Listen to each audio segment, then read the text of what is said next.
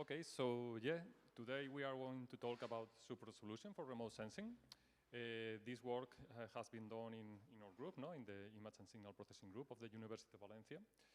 And you are lucky because not only me are going to present this, also Cesar is here, one of my PhD students, and Simon, one of the other PhD students that has done this work. And I say that you are looking because obviously nobody say that, but they do all the work. So that's one of the first things that I want to mention. So, okay, first of all, I'm going to briefly introduce why super resolution in remote sensing. And the problem is this. What is super resolution? What we call super resolution? Because there are a lot of kinds of upscaling methods, but we are going to talk specifically about super resolution. And that we want is to obviously enhance the spatial resolution of the image, but we want to introduce these high frequency details that are missing at the low resolution images. So, for example, here we have a case of a super resolution of factor 4. We have to be, in this presentation, we are going to be very realistic. We are going to talk about moderate scale factors because we want to preserve the information that we have in the remote sensing images. So we don't want to, we will say later, we don't want to hallucinate too much when generating these new images. Also, the next question is, why in remote sensing? Okay, basically, the application is clear. High-resolution images are very useful for real-world applications, so we want to have this information, this kind of images. But the access to high-resolution images is really not very easy at the moment, because, okay, there are several private companies now that provide very high-resolution images, but usually they are or too expensive, or they are not accessible, or the coverage is really small for the global applications that we are looking for. On the other hand, we have organizations like NASA or ESA that they offer global high temporal resolution images, no, with a lot of different missions and satellites. But they are okay. I will call in this presentation low resolution, but maybe when I say low resolution, I'm talking about 30-10 meters. This is not really low resolution, but let me distinguish between the high resolution that we are looking for and the low resolution that we have in the input, in the images, in the satellite images. Okay, and here we have an example of that we are intending to do. We have an image, a Sentinel-2 image at 10 meters. These are 10 meters.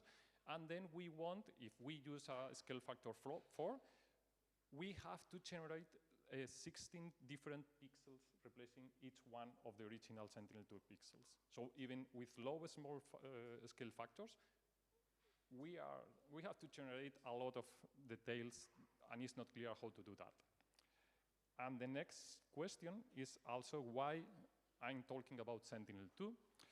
Basically, because Sentinel-2 is, we have a very high frequency, temporal frequency, because at this moment we have 3 satellites. In principle, Sentinel-2A should be already dead, but it continues acquiring information. So at this moment we have the 3 missions flying. And it provides global coverage. We have free access to them. And also, it's very important to show the different characteristics of the spectral bands that it is acquiring. Because one of the differences also is that most commercial satellites, they are acquiring only on the RTB bands, no? And also the near band. But Sentinel-2 and most multispectral satellites with a lower spatial resolution, they also provide a lot of very useful information in the near, also in the SWIR. And we will see what we do with these spectral bands. And also, one important aspect of Sentinel-2 is that we have at this moderate resolution only the RTB near bands at 10 meters, but then we have all these other very valuable bands at 20 meters.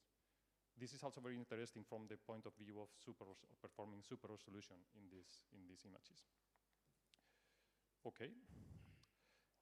Also, something very important when do science is that we do science by fun, but we also need funding. So we have developed all this work within a project of the European Space Agency. And for this, I'm going to focus on Sentinel-2, because most of the algorithms that and the training sets that we have developed are specifically done for Sentinel-2 images. Okay, where is the trick of super resolution? Where is the problem or the challenge that we have? That the problem is completely ill-posed, because as we can see in these images, we can have exactly the same low-resolution image that comes from completely different high-resolution images. So the problem that we want to solve, that is the inverse. We want to come from this input low-resolution to this, one of these possible high-resolution images, is a completely ill-posed problem. So we have to exploit completely the context that we have in the satellite images to distinguish or to guess which one of the possible high-resolution images is the best one for this satellite image. Okay? So one of the questions what we can do is, okay, what is it? This is the low-resolution image. We want to get a high-resolution image with some kind of method that we have not explained yet. Okay, to do this more interactive, what do you think that can be this in a satellite image? No idea, no? When we super resolve this, okay, this is one of the eventual or possible solutions. This is the typical shape of crop fields with irrigation that is round, so it can be a possibility, but I'm not sure, because it's true that with this spatial size, oh, maybe we are hallucinating. So it's not clear for me, but if we see this image, probably all of you agree that this is a lot of crops, round crops of agriculture, but we have to control how these methods hallucinate. Okay, which methods we have available to increase this kind of resolution, the spatial resolution? Okay, we can start with classical methods, no? Interpolation, for example, where we have a grid of the high-resolution image, and we want to obtain the values from the low-resolution images. But again, another very easy question: can we use this kind of interpolation methods for super resolution? Yes, no? Yes, we can? No? I will say no, because when we use only interpolation, okay, we are upsampling the image. We have a higher resolution image at the end, but we are not including any kind of information, of new information, okay? So yeah, we have more samples, but we have obtained this in a very deterministic way, and we are not including any high resolution information. So we cannot use these kind of methods. Also, I think that it's interesting to explain what we are not going to see today, because also we can distinguish between or multi-image or single-image super resolution. We can get this high-resolution image from a lot of instances of the low-resolution images, for example, if we use temporal series, or we can use only a single image to obtain these images. In the multi-image case, in the multi-image super resolution, that we assume is that we have different, slightly different observations, really the same object from more or less exactly the same pointing view. So in these cases, you can do a lot of very clever things, but you can see what happens when we try to do this with time series of remote sensing, that probably we have images every week, 2 weeks, months, I don't know. So in this case, I will say that, or that in our experience, it's very difficult to obtain good results, because we have a lot of problems, different illumination, different atmosphere, we can have clouds in the time series. So we have to, also the surface is changing a lot. So the additional information that you get from the time series, compared with the amount of problems that you have in remote sensing, usually the results are not so good as we can expect. So for this, I'm not going to talk about multi-image super resolution in this presentation. Also, another kind of super resolution that you can see also, and it's multi-image because we use 2 different sources, is when we do pan-sharpening. Okay? In this case, we have a multispectral, low-resolution image, and we have also another image that is a single-band image covering more or less all the visible spectrum, and it has a very high resolution. So this is more a fusion method. We can inject these high frequencies in the multispectral image, and we obtain a better image. But again, I'm not going to talk about this because we require this high resolution reference to do this kind of fusion. And also, something that is more or less important is that this spectral band has to be correlated spectrally with the other bands. So again, I'm not going to talk about this today. That we are going to present are different deep learning methods that, first of all, is single image. So we have only low resolution image, and we are going to get the high resolution image. Also, we are going to work with supervised deep learning methods. Okay, so first of all, if it's supervised and deep learning, we will need large data sets to train these models. This will be very important. And also, the usual architectures that, of deep learning that has been applied to this problem. It was, at the beginning, it was done with convolutional neural networks. Okay, so we have an end-to-end mapping from the low resolution to the high resolution.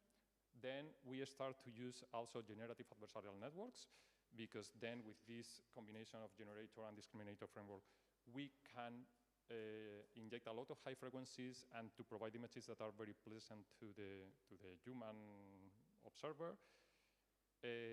Also another kind of method that is also generative,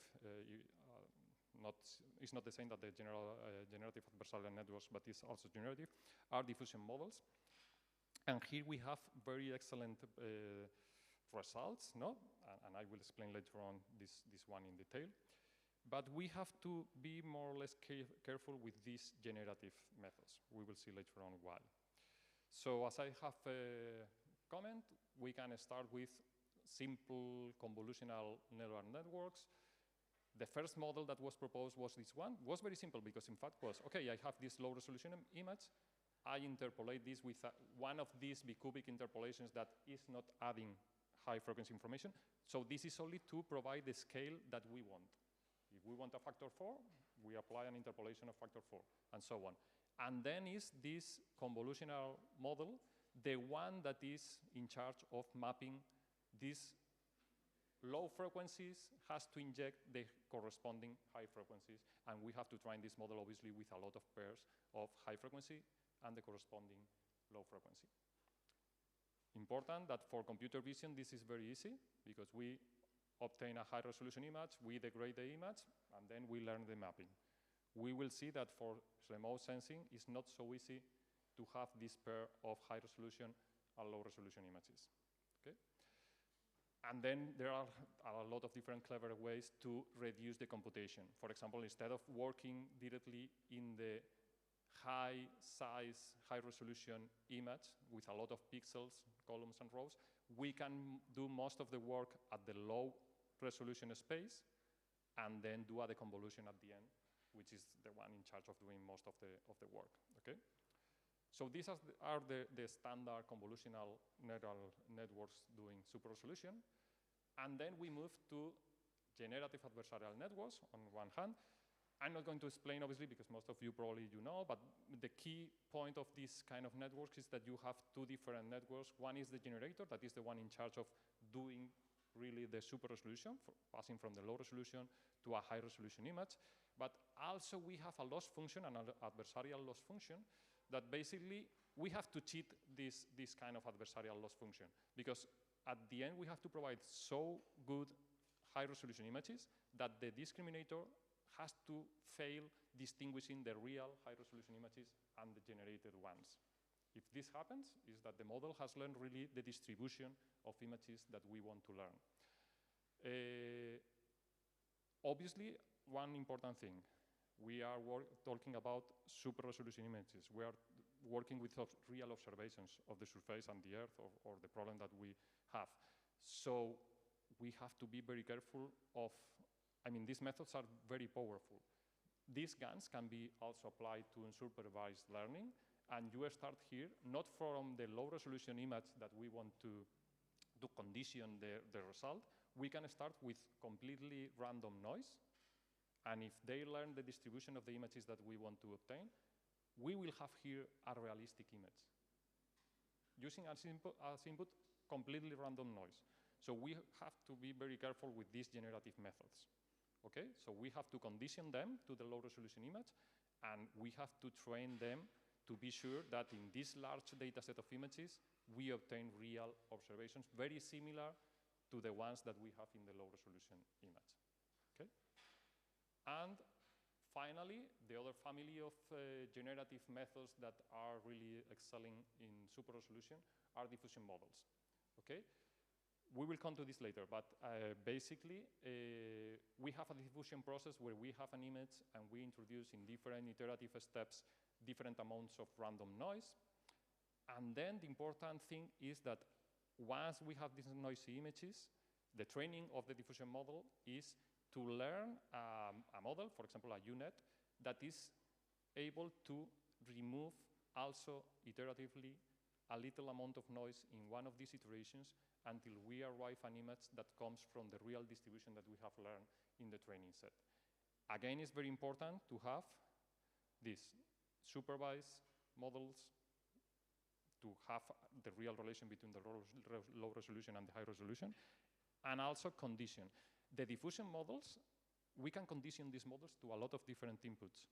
I mean, obviously we are going to use low resolution images from remote sensing satellites, but we can condition this to text, for example. So most of these generative methods that create images from text, and you say, okay, please, can you give me an image of a, I don't know, a clown dancing? Most of them, they are based on diffusion models. But we condition the output to this text input that is somehow tokenized, encoded in a latent space, and then produce the corresponding image.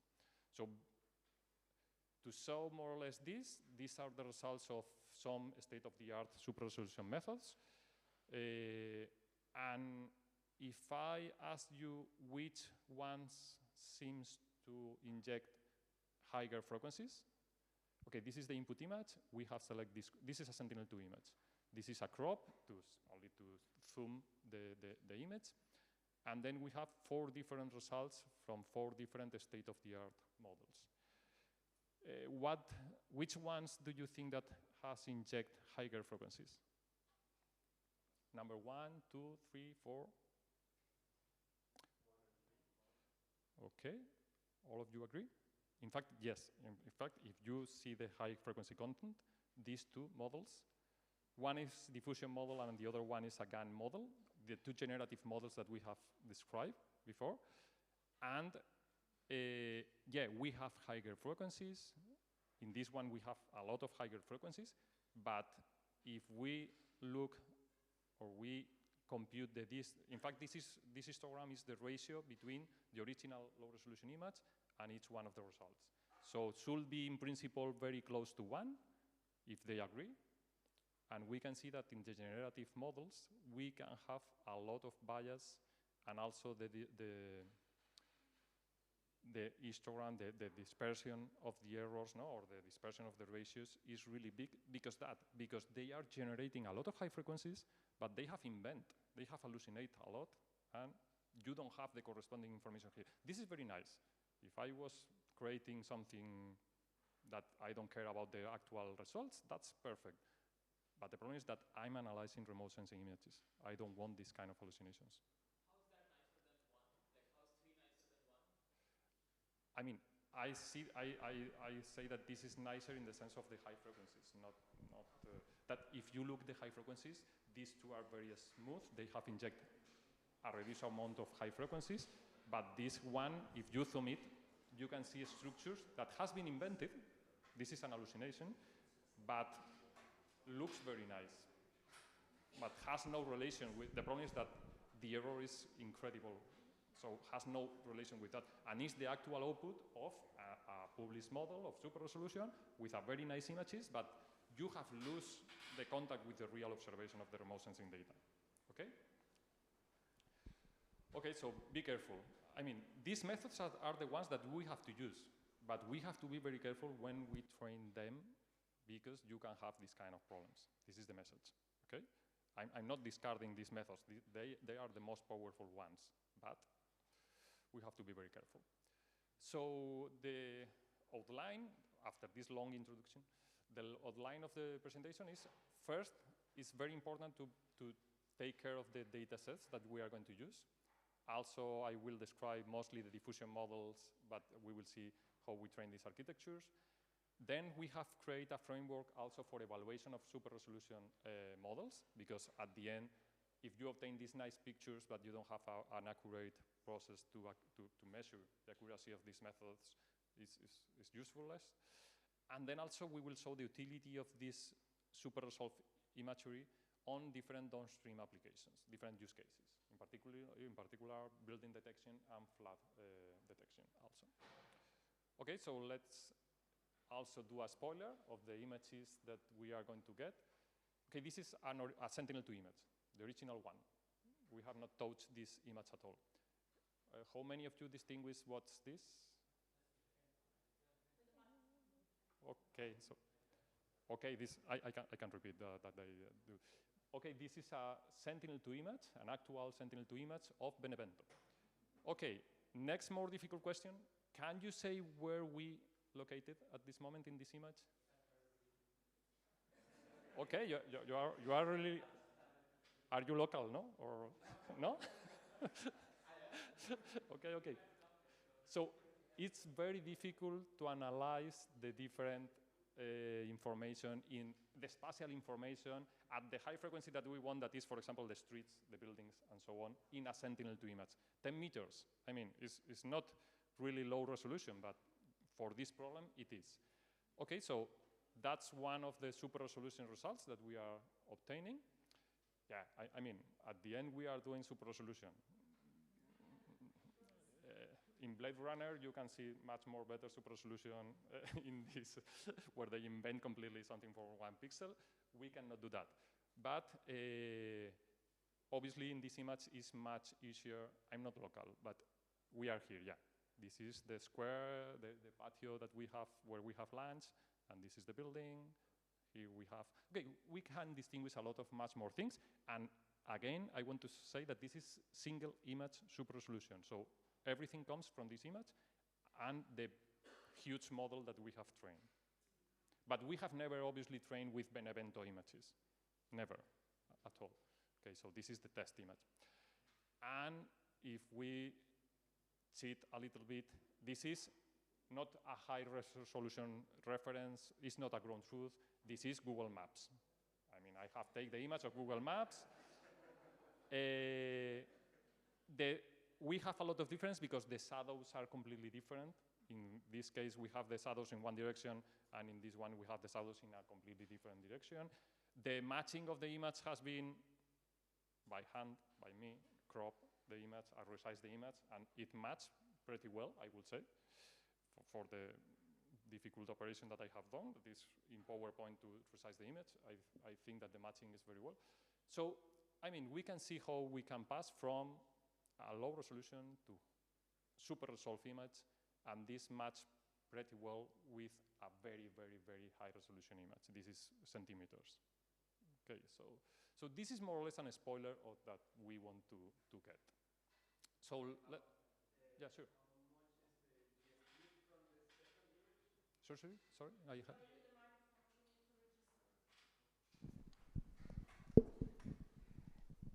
I just wanted to know how much is the GSD, the ground sampling distance from the second image? Yeah, this one. Okay, yeah. We are always working with a factor 4, so we have passed from 10 meters to 2.5 meters. Yeah. So we are dividing by 4 the actual ground sampling distance of the original image. Okay?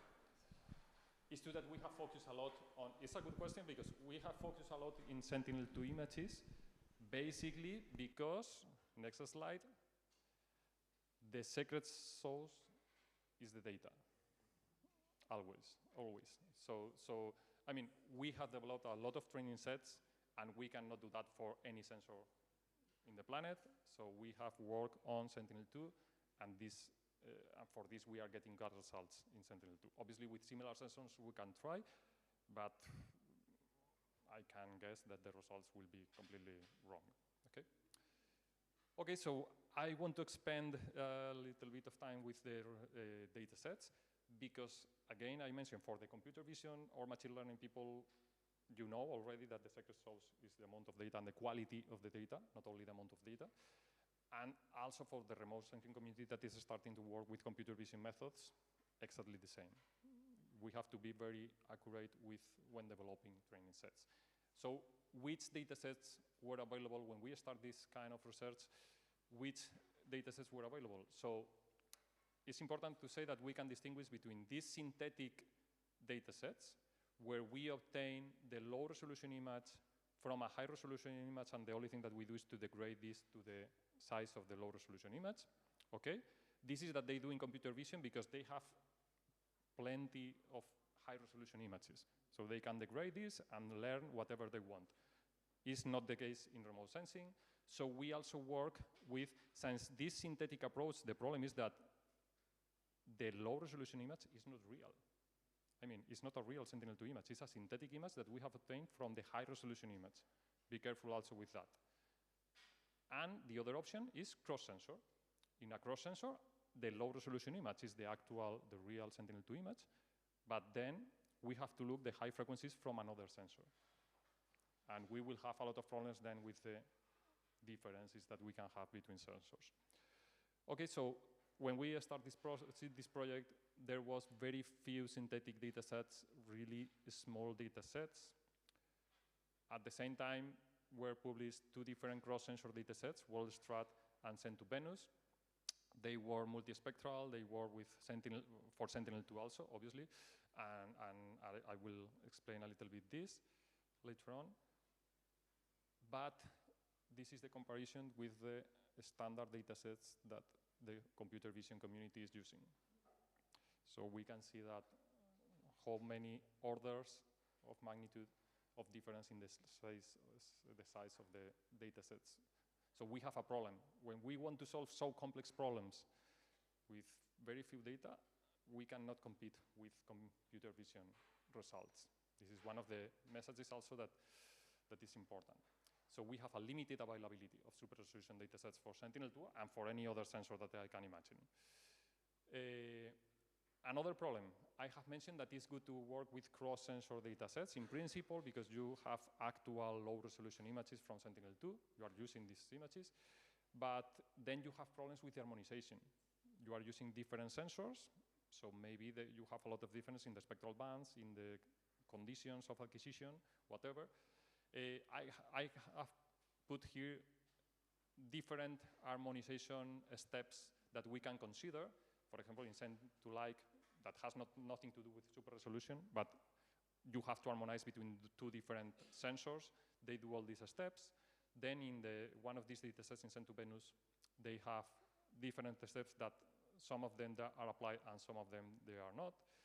And in WorldStrat, they do nothing almost. They only correct atmospherically both images, so they work with surface reflectance in both cases, and that's all. Any other correction. This has an impact on the results. So this is the Venus data set. It's more or less global. The problem is that it's true that Venus acquire images at 5 meters, but it's true that they have more or less correct most of the things that you can have in this data set. Also, it's very interesting because it has exactly the same spectral bands at 10 and 20 meters of Sentinel-2, except the SWIR bands. All the rest of the bands are exactly the same. So this is good because obviously you have the same information and you can do a super resolution method that is really multispectral, not only RGB near bands. Okay? But the problem is that, as we are going to see, when we compare the consistency between the high resolution image and the low resolution image, we can see that a big amount of samples, they have very huge difference, I will say.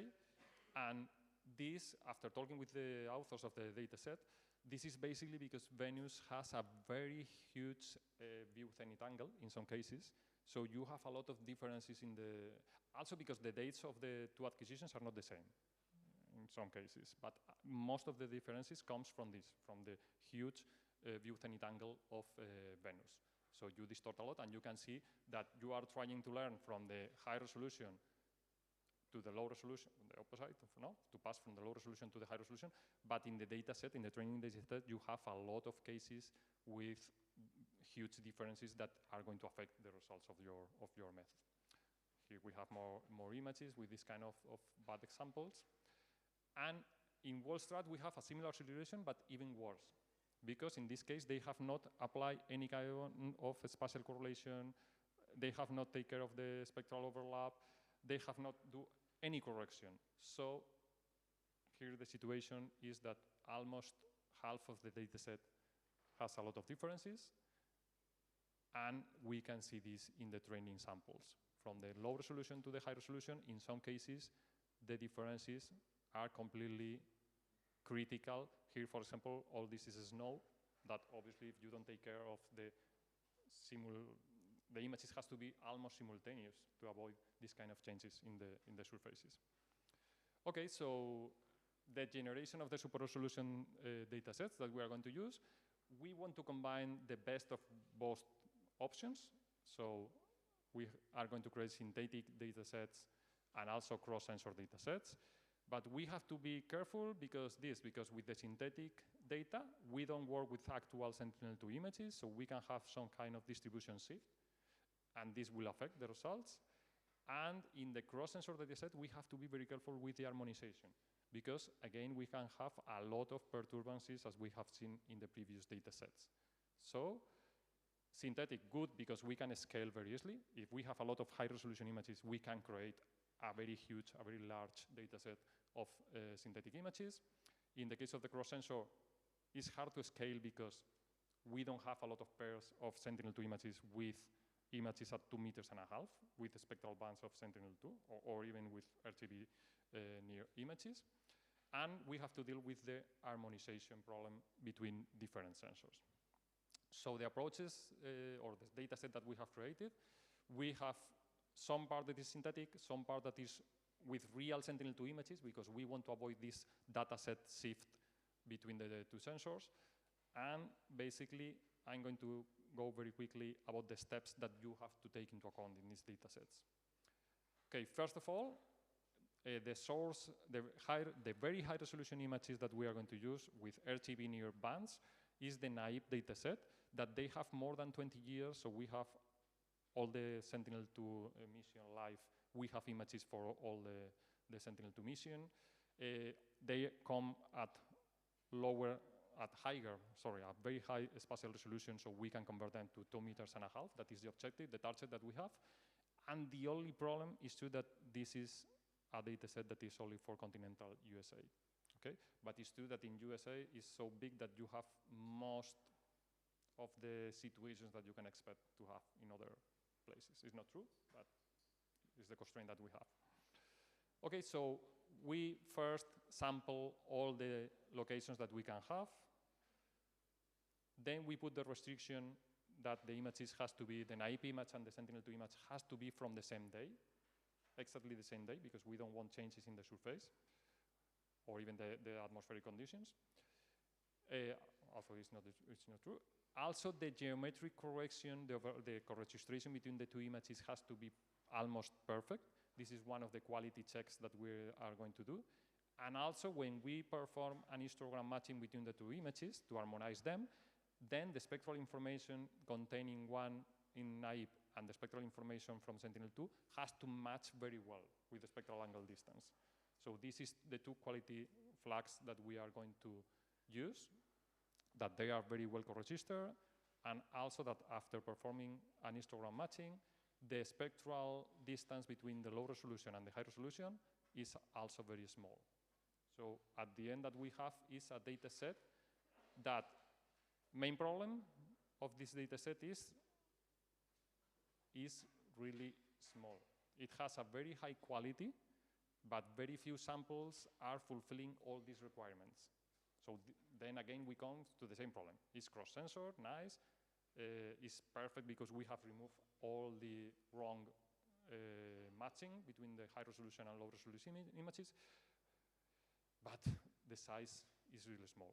So what we are going to do, we are going to use this very high quality data set to learn how to, with a machine learning model, to learn how to pass from the high resolution images from naive to a Sentinel-2-like images, because then we can generate all the samples that we want from the high resolution images. Okay, these are one example. These are examples of the matching. Obviously, we have not applied the harmonization. This is the actual Sentinel-2 image, And then we have here the corresponding naive image, but we can see that we don't have any kind of misalignment. We don't have different surfaces. The information is exactly the same. The problem is obviously the radiometry of the two sensors that is not exactly the same, so we have to harmonize this. But once we have to do that, we can create this large synthetic data set. Basically, very quick, we are going to learn a machine learning model that after applying a degradation, a blurring of the naive image, then we harmonize this with a model that we have learned from the previous data set. We add the corresponding measured noise of Sentinel-2, and then we have images that are synthetic but match perfectly with the naive images. Okay?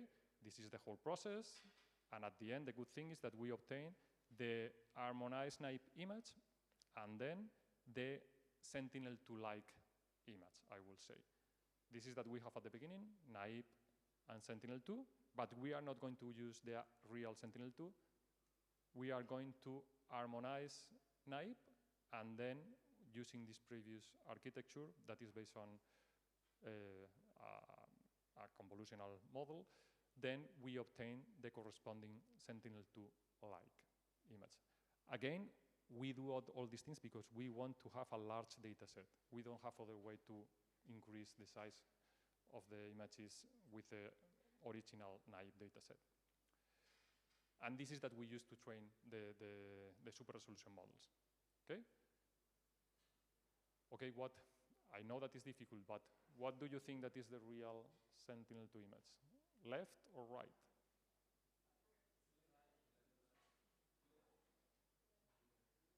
You don't know. I mean, I don't know. In fact, I don't remember exactly which one is the correct one. But I mean, it's very difficult, at least for me, it's very difficult to analyze which one is the correct one. In this case, this is the actual Sentinel-2 image. Okay? Okay, now we have learned to distinguish the images. What do you think of this one, of these two? Which one is the actual Sentinel-2 image, and which one is the simulated, the synthetic one? You say the right, but you say the right because I have put the left, no? No? Okay, so you're right. You're right. So that's good. Okay, so, I mean, we have get a process that generate very realistic synthetic Sentinel-2 images, where we have a very accurate high-resolution image to learn the high frequencies from this data set. So we have this is the first approach that I have mentioned to select a cross-sensor data set that is very small but very accurate, and we have used this small data set to learn the machine learning model that can simulate this synthetic data set with the original harmonized naive and the synthesized Sentinel-2-like image. Okay? This is the size of the first one, that was very small. Now we have a method that we can use almost all the original images selected around the whole USA to generate Sentinel-2 images. But a message also to take into account. These images are synthetic, are not real Sentinel-2 images. In this context, it seems very good images, but we can have a distribution shift in this data set. Maybe we have differences that are hidden, that are not really visible between the synthetic images and the real Sentinel-2 images. So for this, in fact, not only for this, because we trained the models and we found a huge differences between the performance in the synthetic data set and when we moved to real Sentinel-2 images. In the synthetic data set was incredible, we were really super resolving very well the synthetic, the original naive images, no? the synthetic Sentinel-2 images. But when we move to real Sentinel-2 images, okay, it was good, but not so good. So the result was that there was a small distribution shift, and the model was so complex that was able to find this shift in the distribution. So for this, okay, more work. We have to create also a data set with real Sentinel-2 images used as the low resolution input. In this case, we did something that we have not found in the literature, but is very, very, very simple and works very well. Okay, if we have the low resolution Sentinel-2, we want a high resolution image injecting the real high frequencies from naive, but we want to preserve the spectral information and be coherent, be consistent with the low resolution Sentinel-2. Why, if we take the low frequencies with a low pass filter of Sentinel-2, we take the high frequencies of the naive image, we fuse both images, and that's all. I mean, it's really simple, but we have not found anyone doing so simple thing. And again, you can see that the results, we match completely the spectral information of Sentinel-2, obviously, because all the information of Sentinel-2 is in the low frequency part. It has no high frequencies. And all the high frequencies comes from the naive image. So the result is the reference that we were looking for. So we are going to learn the mapping from this input image to this high resolution image, okay? Again, we are going, it's true that to do that, it's not so simple. To do that, the Sentinel-2 image and the naive image has to be very accurately selected. Same day, very aligned, because if you inject the high frequencies and the images are not well aligned, it's a disaster, okay? If you have different surfaces, it's a disaster also. So this is the only restriction with this method, okay? So that's all. This is the final data set. The good message in this data set is that we have real Sentinel-2 images as inputs, and we have adapted the references to be very similar to Sentinel-2 to preserve all the spectral information that we wanted to preserve. And here we have a comparison of the input and the reference in the three approaches, no? The standard approach that we have not followed, but that is that they do in the computer vision community. Ah, okay, I have a high resolution image, I degrade the image, and this is my data set. That's all, no problem. Everything is the same, or it has the same properties that the Sentinel-2. That's not the case, okay? Then we have the synthetic approach that we have used this to train the model, but we have used this to train the first version of the model, and then we have fine-tuned the model with this final data set with real Sentinel-2 images. Because with this, we learn the general problem, but we have this data set shift, no? This distribution shift problem, and with this final data set, we do the fine-tuning because it's the best data set. It's smaller, but it's the best data set that we have. Okay, so that's all about the data sets, except that obviously they are open source, they are published, they are cloud optimized to do partial reads of the data set depending on that you want to use.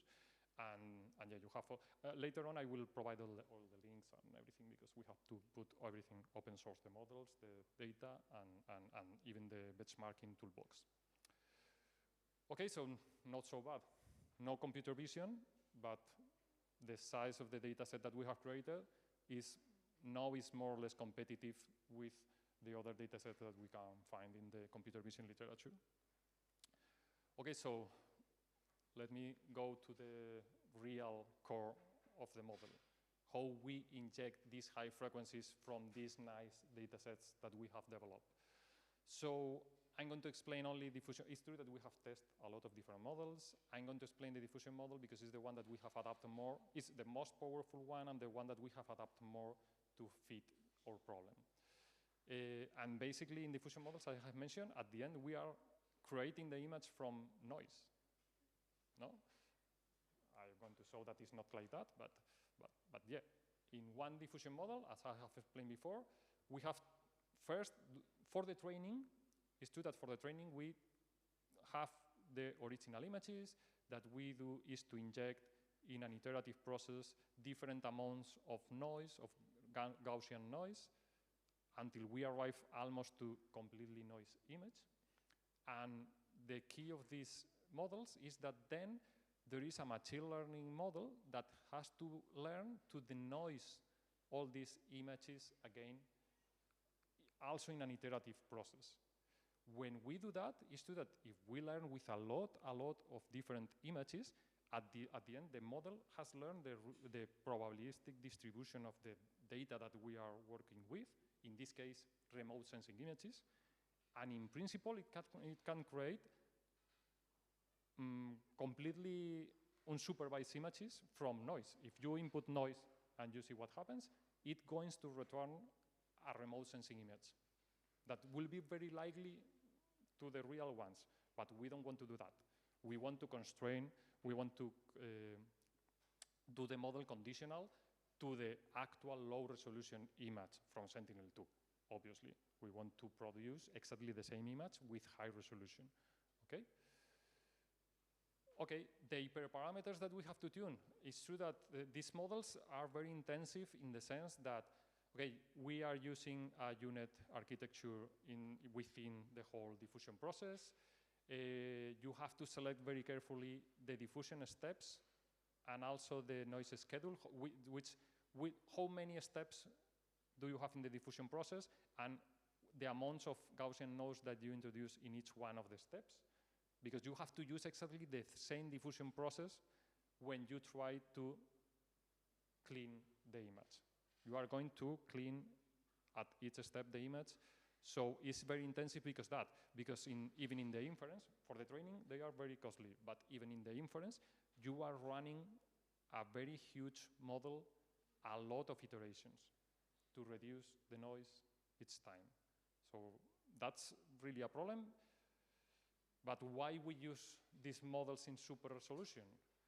So, because if we check, once the model is learned, how from completely random noise, obviously conditioned to this image on the left, the results that we can get, and here the factor is almost incredible. I mean, we are not going to go with for these factors in remote sensing, completely not. And be careful because even the model is hallucinating, but it's true that this has been trained with millions of faces and only for faces. So the results are obviously incredible. This is the reason because we have moved to use these diffusion models because we know that they are able to do this kind of things, but we have to try to domesticate them, okay, to preserve the information in the super resolution. One of the problems also of the previous result that I have shown is that the diffusion, in principle, in the standard method, the diffusion is carried out in the interpolated domain. I mean, with the high resolution images, with images that the size is the final one. If I have said that the model is very intensive because we have to perform a lot of different denoising steps, and we are doing this in a size of the image that is the output one, that is really huge, the problem is that the time of the pixel space diffusion is sometimes not affordable for big areas, for big regions, if you want to super resolve big regions. So for this, we have moved to latent diffusion, where we have the high resolution image, but we are going to use an encoder to find a latent space where we perform the latent diffusions. And then at the end, once we have denoised this latent space, then we decode again to the actual high resolution image that we want to find. Here, the problem is that we don't have only the diffusion model, we have to add an autoencoder that is responsible to encode the high resolution images to the latent space, and then once we have denoised the image, decode again the image from the latent space to the image, to the natural, to the remote sensing image space, okay? Why I mentioned the autoencoder? Okay, before mentioning the autoencoder, this is only to justify why we move to latent space diffusion. Because something that in the pixel is for the actual problem of Sentinel-2, if we try to super resolve the region in Europe with pixel space diffusion or with latent space diffusion, we go from weeks to hours. So the difference is, and for this factor 4, I mean, so the difference is huge. So for this we are moving and we are proposing this latent diffusion. And another key aspect of the diffusion models that we can improve also is in the diffusion models, as I have mentioned, we are denoising the images with a given step and with a given amount of noise in each one of the steps. So this means that we run the unit a lot of times. We do the inference of the unit a lot of times during the whole diffusion process, okay? So there is also alternatives to do this, not step by step, to do this later on in the inference with bigger steps. So we use denoising diffusion implicit models. That is true that they are not so probabilistic, they are not Markovian, but the results at the end are not so affected. And we reduce a little bit the sampling diversity, but that we can have in the output, but we speed also the process a lot. So for example, in this image, in the area of the Mediterranean part of Spain, you can see the huge difference between doing nothing, working in the pixel space without modifying this denoising process, or working in the latent space and also reducing the kind of the steps in the denoising of the images. So this is also very, very important for real applications, I mean. If you are going to super resolve only one image in your life, okay, you can use whatever you want.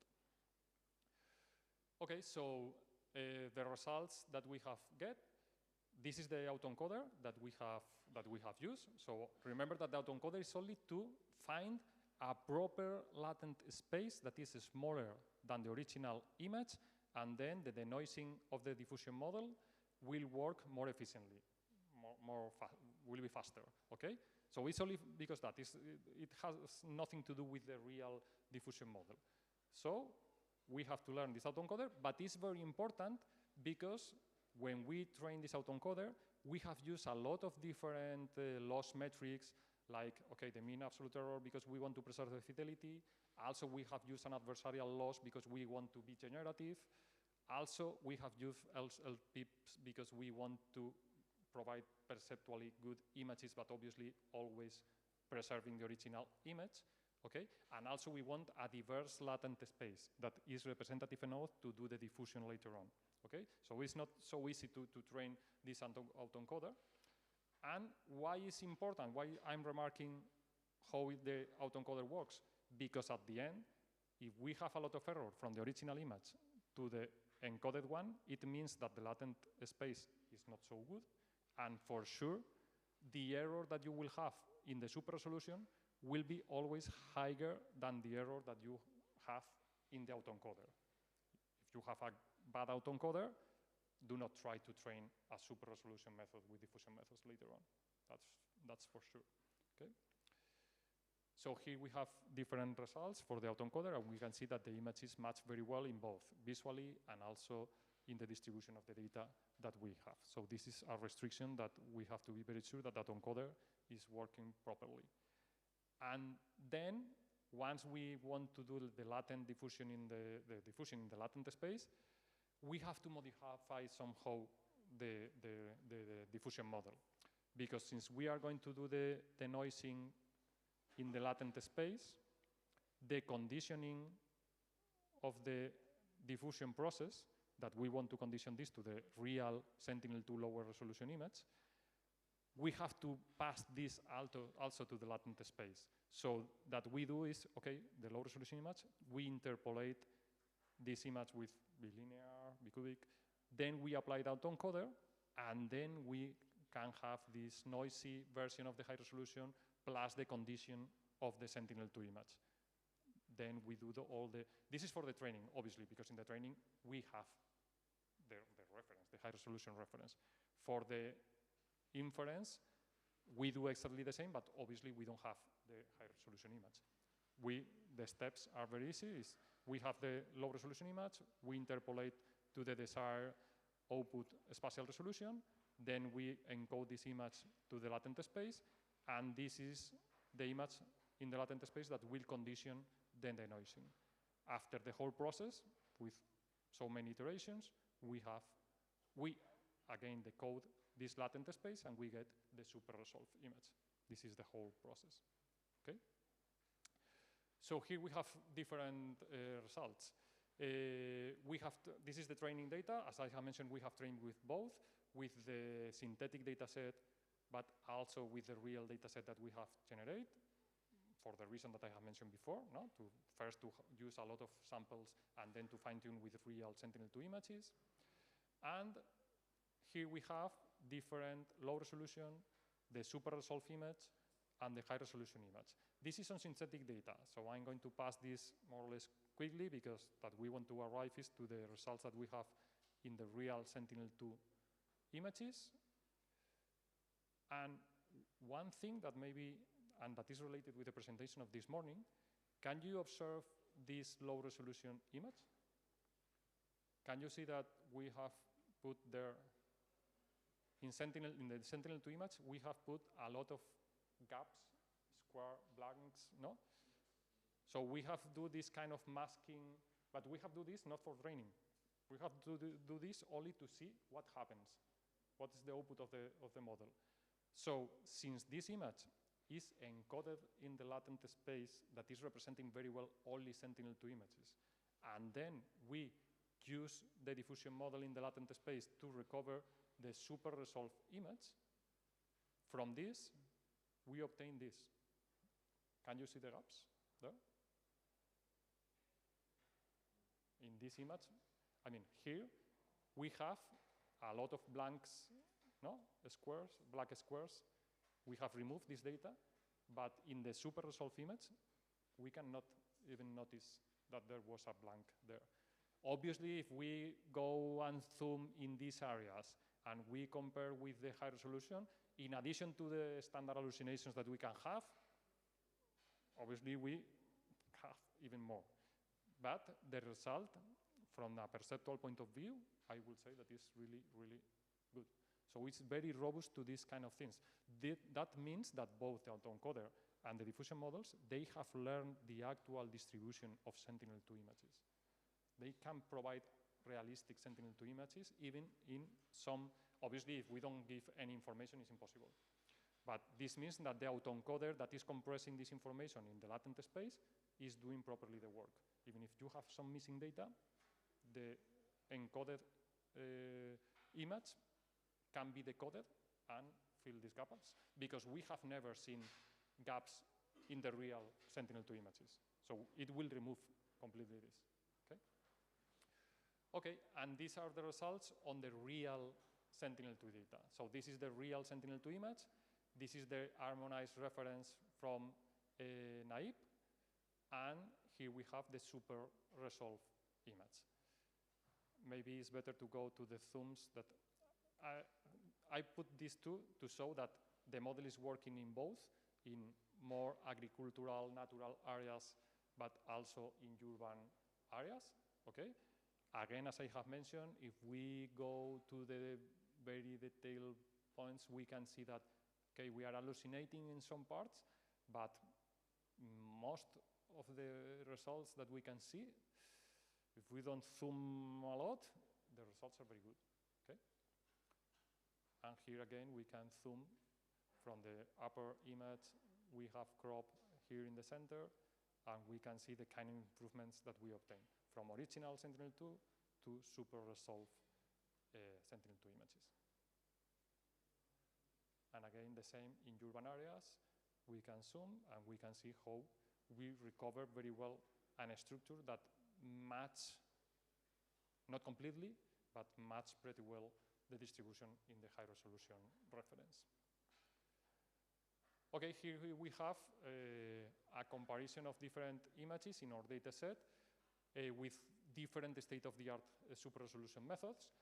You can see how some of them, probably because the data set that they have used to train when you apply this model to a completely unseen Sentinel-2 image, it can fail dramatically.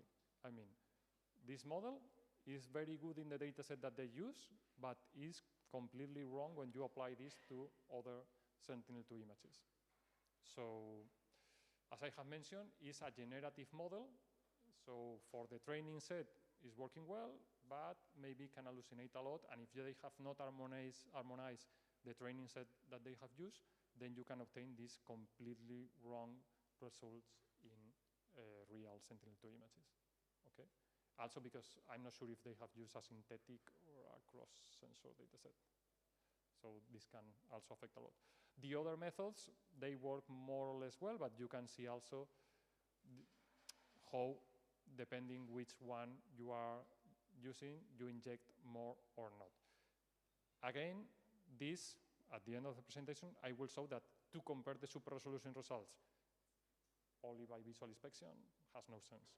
So we have created a benchmarking dataset with a lot of cross-sensor datasets, not with only for the naive dataset that we have mentioned, that they are very small but very accurate. So you can use them to compute really a lot of metrics to see the quality, the quantitative quality of the super resolution methods that we work with. And okay, here are some of the metrics that we compute in this toolbox, no? In this, we call them OpenSR test toolbox.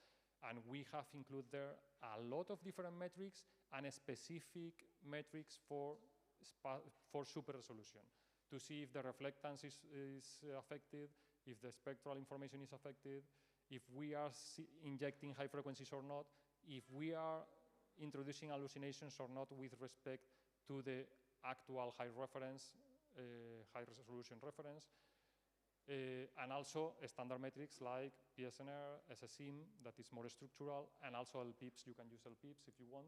So the toolbox has all these metrics, and you can compare all the methods that you want in very accurate benchmarking datasets. Okay, so go also for another quality of the diffusion methods that I have not mentioned, but one of the key advantages of diffusion methods is that they are completely probabilistic. For the same low resolution image, you can obtain a distribution of outputs depending on the random noise that you are including. And that's good because if you do that for a set of images that comes from the same low resolution image, at the end you can do something very simple, that is to compute the standard deviation of the image per pixel, of the set of images per pixel, and then you obtain this kind of uncertainty that is giving you a confidence of the results per pixel. So that's very good because this is that we obtain, and you can see that all the higher uncertainties are very correlated with the high frequency structures that we have in the image.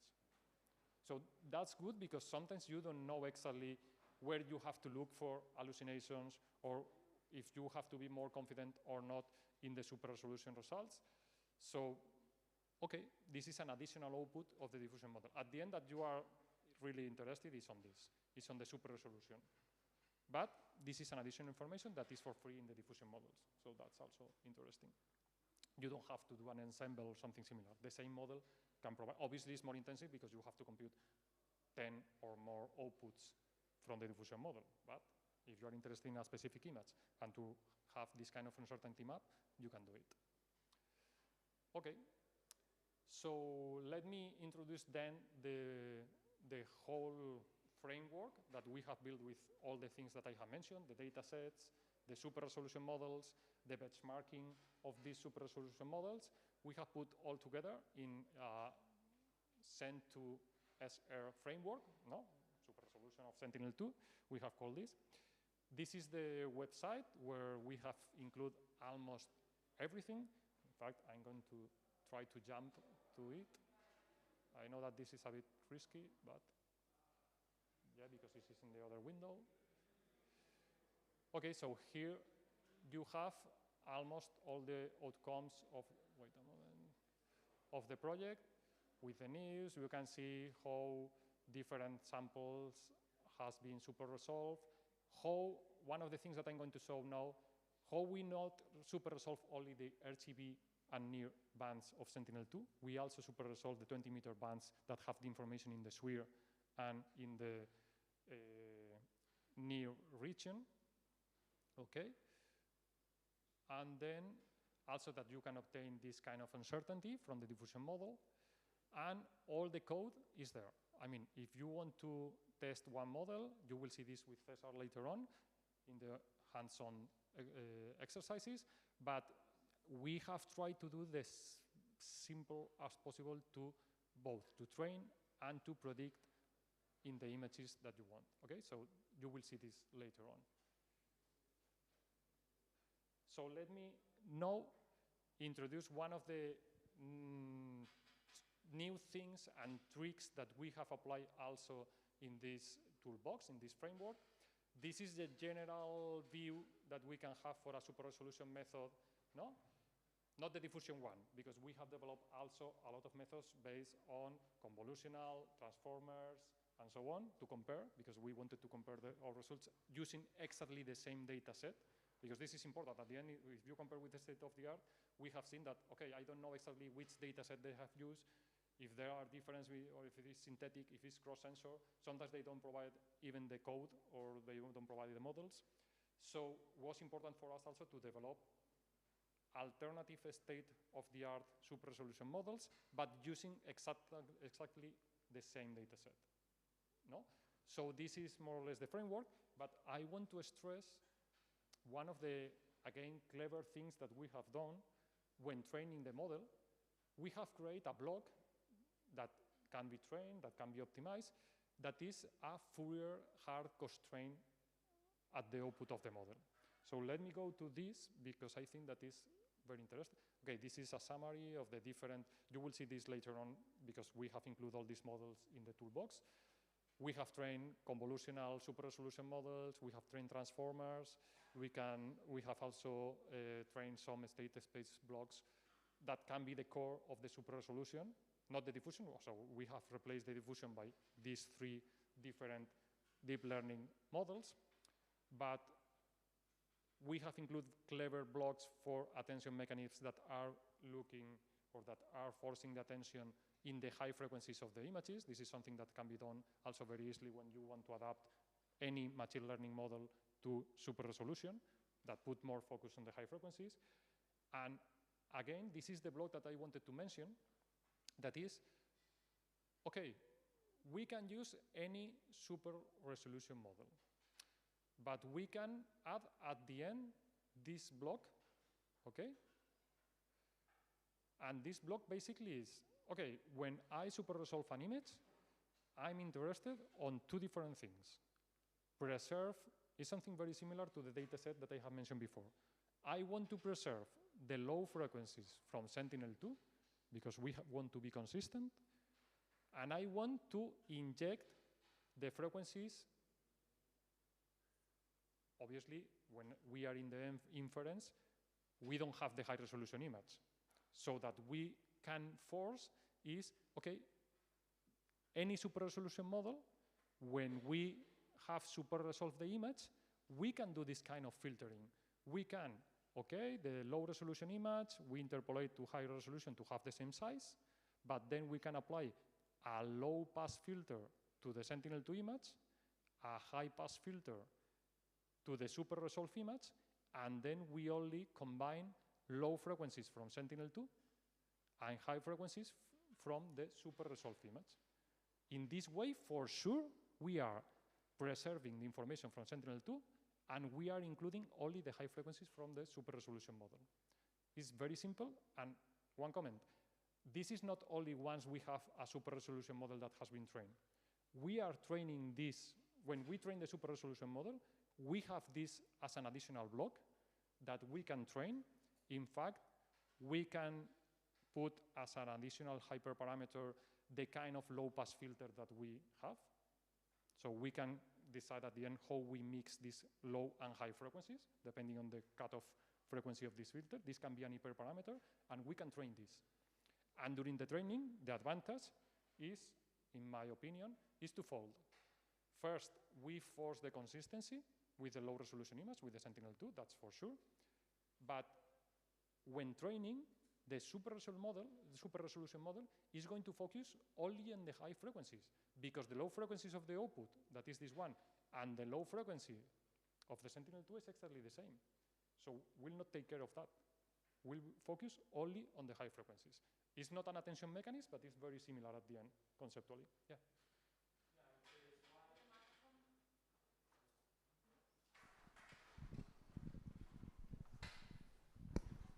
Yeah, I'm curious, even though the same idea also implement in the synthetic datasets in the early stage, I also curious why the super resolution is using a high pass filters, whether, just correct me if I'm wrong, but didn't you mention that the super resolution has a high uncertainty in the high frequency of the generations? So isn't that adding some hallucinations on the part of the sampling of the base with the Fourier base low frequency pass? Yeah, I mean, you are right that the high frequencies have both, have the hallucinations, have more uncertainty, but it's the information that we want to include. I mean, if we don't include high frequencies, we are not doing super resolution. We are doing some kind of interpolation that has also low frequencies only with a bigger image, but the content of the bigger resample, upsample image. And the original one will be the same, the information. We want to include information at the risk of hallucinating, of having hallucinations. That's true. But we cannot, for sure we have to include both real high frequency information and maybe some kind of hallucinations that are not really true, that are not really included in the high frequencies. But that's something that we cannot avoid. I mean. But the good point with this is why we are applying this combination of high and low frequencies is because then we get for free this kind of consistency with the Sentinel-2 images. If we remove this and we force the model, the super resolution model, to invent or to generate both the high frequency components and the low frequency components, the problem is that, okay, can hallucinate in the high frequency components, but can even hallucinate in the low frequency components. And you can have these kind of differences in the radiometry that we have seen before in one of the methods. That the radiometry, when the radiometry is really observable, that the input image and the super resolved image, they are completely different, is because the model has changed everything. The low frequencies that should preserve, and also the high frequencies that has injected are completely wrong. Okay, so yeah. So this is also very simple. The block is completely trainable.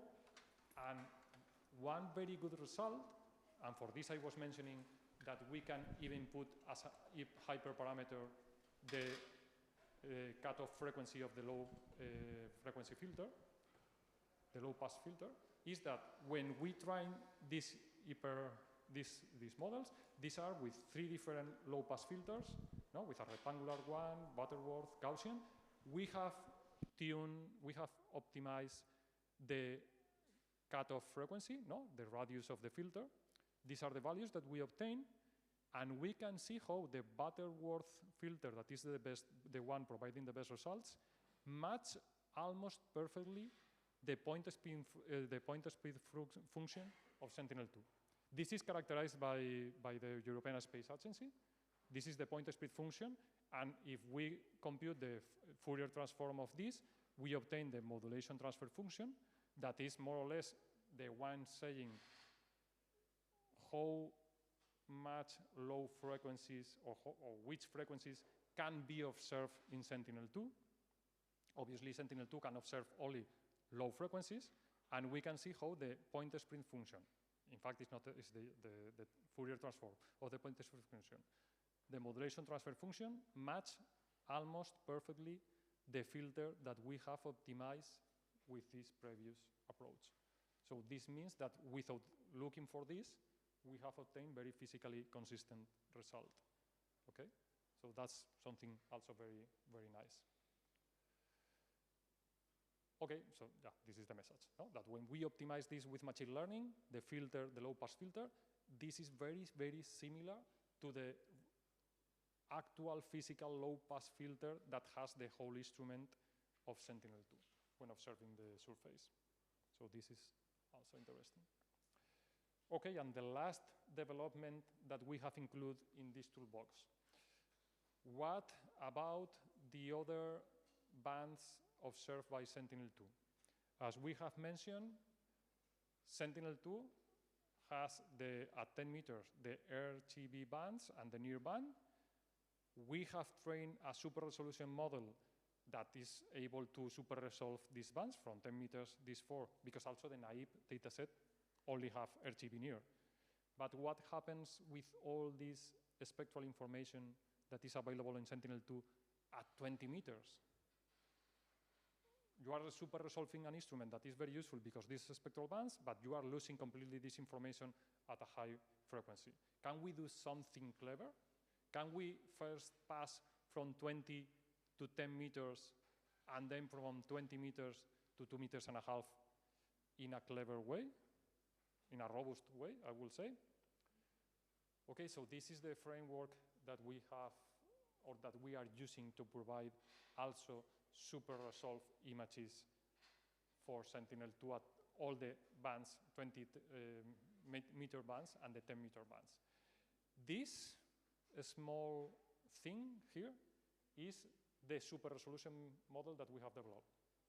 Again, you can replace this by any super resolution model. It's the one that is using the RGB near bands and provides the super resolved image. These are real bands from Sentinel-2 at 10 meters. These are the 20 meter bands for all the near infrared and SWIR and short wave infrared bands. Okay?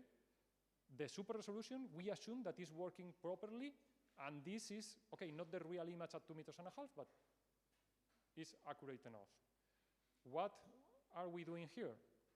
So we are developing some machine learning models here and here, but obviously this one has the hardest work because these do the super resolution without any kind of reference.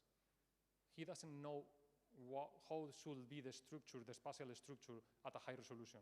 Has to hallucinate and has to invent these high frequencies. But once we assume that we have these two informations, the real information at 10 meters and the super resolved information at 2.5 meters, we can use these reference images to fuse them with the 20 meter bands, and then we pass with a factor 2 to 10 meters, and then from 10 meters, again, we do a fusion with a scale factor 2, again of 4, using as a reference the 2.5 meters. It could be considered like a pan-sharpening, could be, no? Because we have this lower resolution image and we use a reference to increase the final spatial resolution, but it's not a pan-sharpening because we have trained this with a lot of training data, with the data sets that we have, and also because we here use also complex models, no? In fact, they are convolutional ones. Obviously, here we don't need any kind of diffusion or something similar because we don't have to invent the high spatial frequencies. We are going to inject them from the reference that we have. Okay? So this is more or less the approach that we follow. And we have, from the Sentinel-2 image at a low resolution, we are providing super resolved products for the RGB and near bands from 10 meters to 2.5 meters. But then also from the 20 meter bands, here we are combining, this is a false composite, using the red one that is in the near infrared, in the red edge, no, in the near infrared, and then the one of the two SWIR bands that are included in Sentinel-2. And we can see how from 20 meters to 2.5 meters, we are preserving pretty well the spectral information. I cannot see or appreciate a shift in the radiances of the original Sentinel-2 image and the super resolved one. And obviously, most of the high frequencies has to be consistent with the super resolved image because it's the reference that we are using to inject these high frequencies. But it's, for the moment, why we are doing this? Because there are no high-resolution reference for these spectral bands. All the hyperspectral instruments or whatever that you can think about, except Worldview 3, that they don't give any free image to anyone, you don't have these spectral bands. So if you go for a hyperspectral sensor, as Nmap, Hyperion, or whatever, the spatial resolution is never 2.5 meters. So you cannot use a supervised method for that. For this, we are injecting these high frequencies from the super resolved image. We don't have another option, okay? But you can see how the results are really, we are optimistic about the results that we get. And if we do a sum in these spectral bands, that are originally at 20 meters, this is the kind of results that we obtain at 2.5 meters. This image is from one of the use cases that I'm going to show now in a region in Valencia after the floods that we have. Why I show this? Because the SWIR information is critical for these applications. When you try to find flooded areas in the SWIR, the absorption of the water is really high, so you need this spectral information. And you need this spectral information at a very high resolution. Otherwise, it's not useful at all in a urban area, okay? Okay, so let me go directly. Oh, what's the time? It's time over. No problem. So I go directly, I will jump to two images of this that I was mentioning about. Okay, we are from Valencia, so we suffered this critical flash flood last year, okay? Everything, all the region was flooded. We were lucky, not lucky in the sense of, obviously, of the crisis, lucky because we have Landsat and Sentinel-2 images the day after, so we can rapidly generate a flooded map of the region. But if we wanted to help in some specific small towns, we need this high spectral resolution. So here we can see how we pass from the 10 meters of Sentinel-2 to the super resolved images. Then we can observe buildings, roads, streets, and so on. But the important thing is more related with this other product that I have mentioned, that is that we also super resolve the SWIR bands that were at 20 meters, obviously not useful at all at 20 meters, but after super resolving this to 2.5 meters, using the reference of the super resolved image, we can compute all these spectral indexes of water detection indexes and then provide much more accurate flood extension maps. This is the difference between the original SWIR band at 20 meters and then the super resolved image where we can at least see buildings, roads, streets, and the flooded area that was very close to the region. Okay, so that's all. Here you have all the information, and later on with Cesar, you will really apply all these data sets and methods that we have developed. Thank you very much. Okay. Hi, everyone. I will be in charge of the hand-on sessions for super resolution. Okay. I'm going to start maybe with a fast quiz just to know which is the background of the audience, because this is going to help me a lot to understand in which part of the code have to put more emphasis to make it clearly. So really fast, just hand up if you know it, as to say yes. Did you train a deep learning model before? Okay, many of you. So next question, are you familiar with PyTorch? Okay, nice. And just last one to be sure. Do you familiar with Raster.io and GDAL? Or okay, great, nice. Yeah, so I'm gonna make it fast because I think most of us we want to go to the city tours.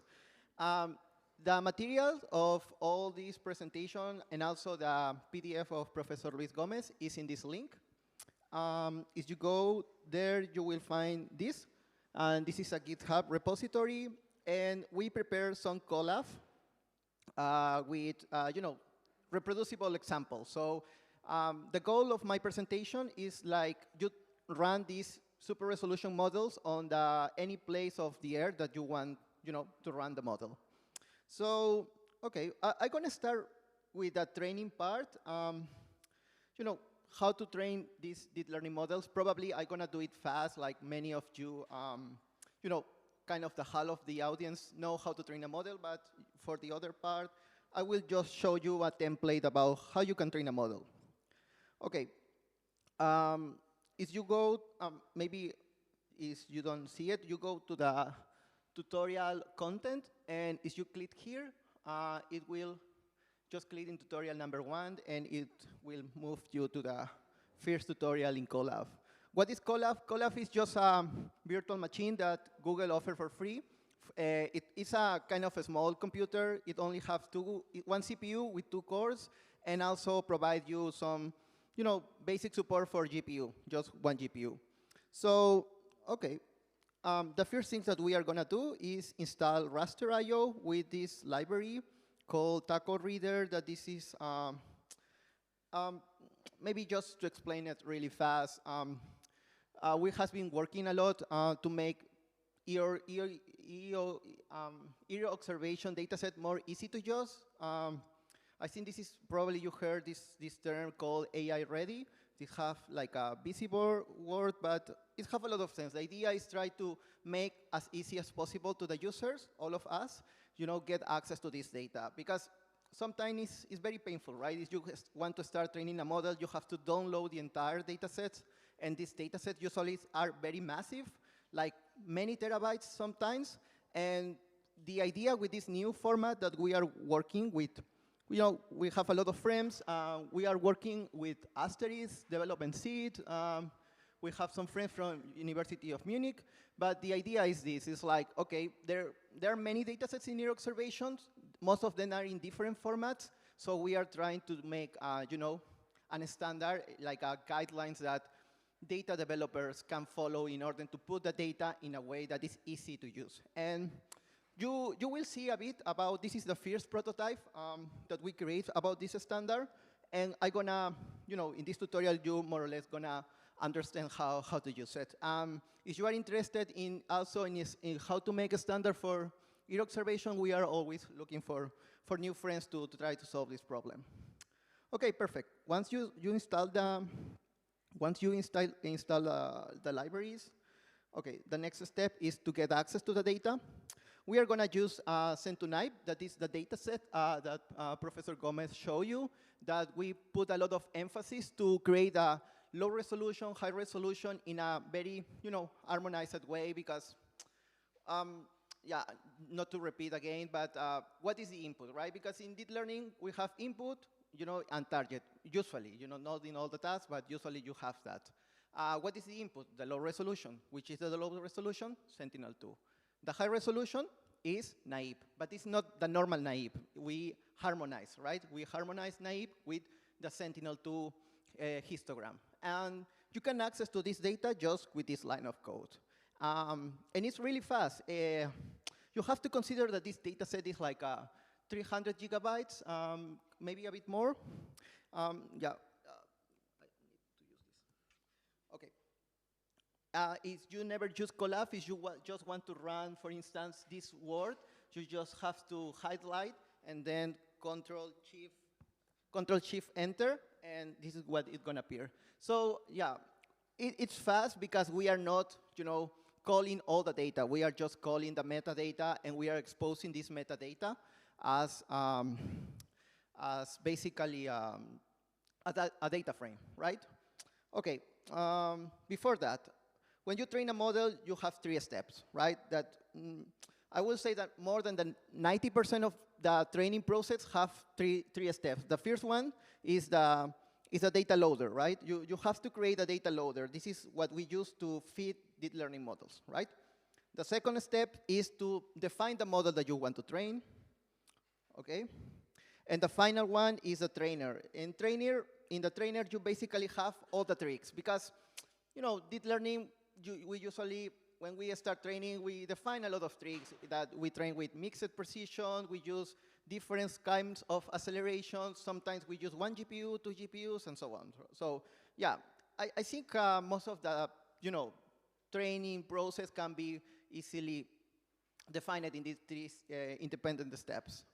So okay, let's start then with a data loader. Okay, we have access to the data now, and this is more or less the syntax that you have of Taco Reader, of this new API that we are developing. A deep learning model, okay, is you want to define a deep learning model, they have a lot of properties, but you can define it as a set of samples. What is a sample? The sample is this minimal unit that you use for the training, right? Because when you train, you do a forward step and a backward, and this is how you start to updating the weights of your model. So the sample is this minimal unit. So inside the sample, you have the input and the target. So in Sentinel, it's very simple to define the sample. It's the low resolution, as I say, Sentinel-2, the high resolution AIP. So if I want to enter, for instance, I'm not sure how many samples we currently have. I think we have like 50,000. But if you want to enter to, for instance, this number, you can put any number that you want. And what it's gonna do is enter to the sample with this index. And then I'm gonna just run this.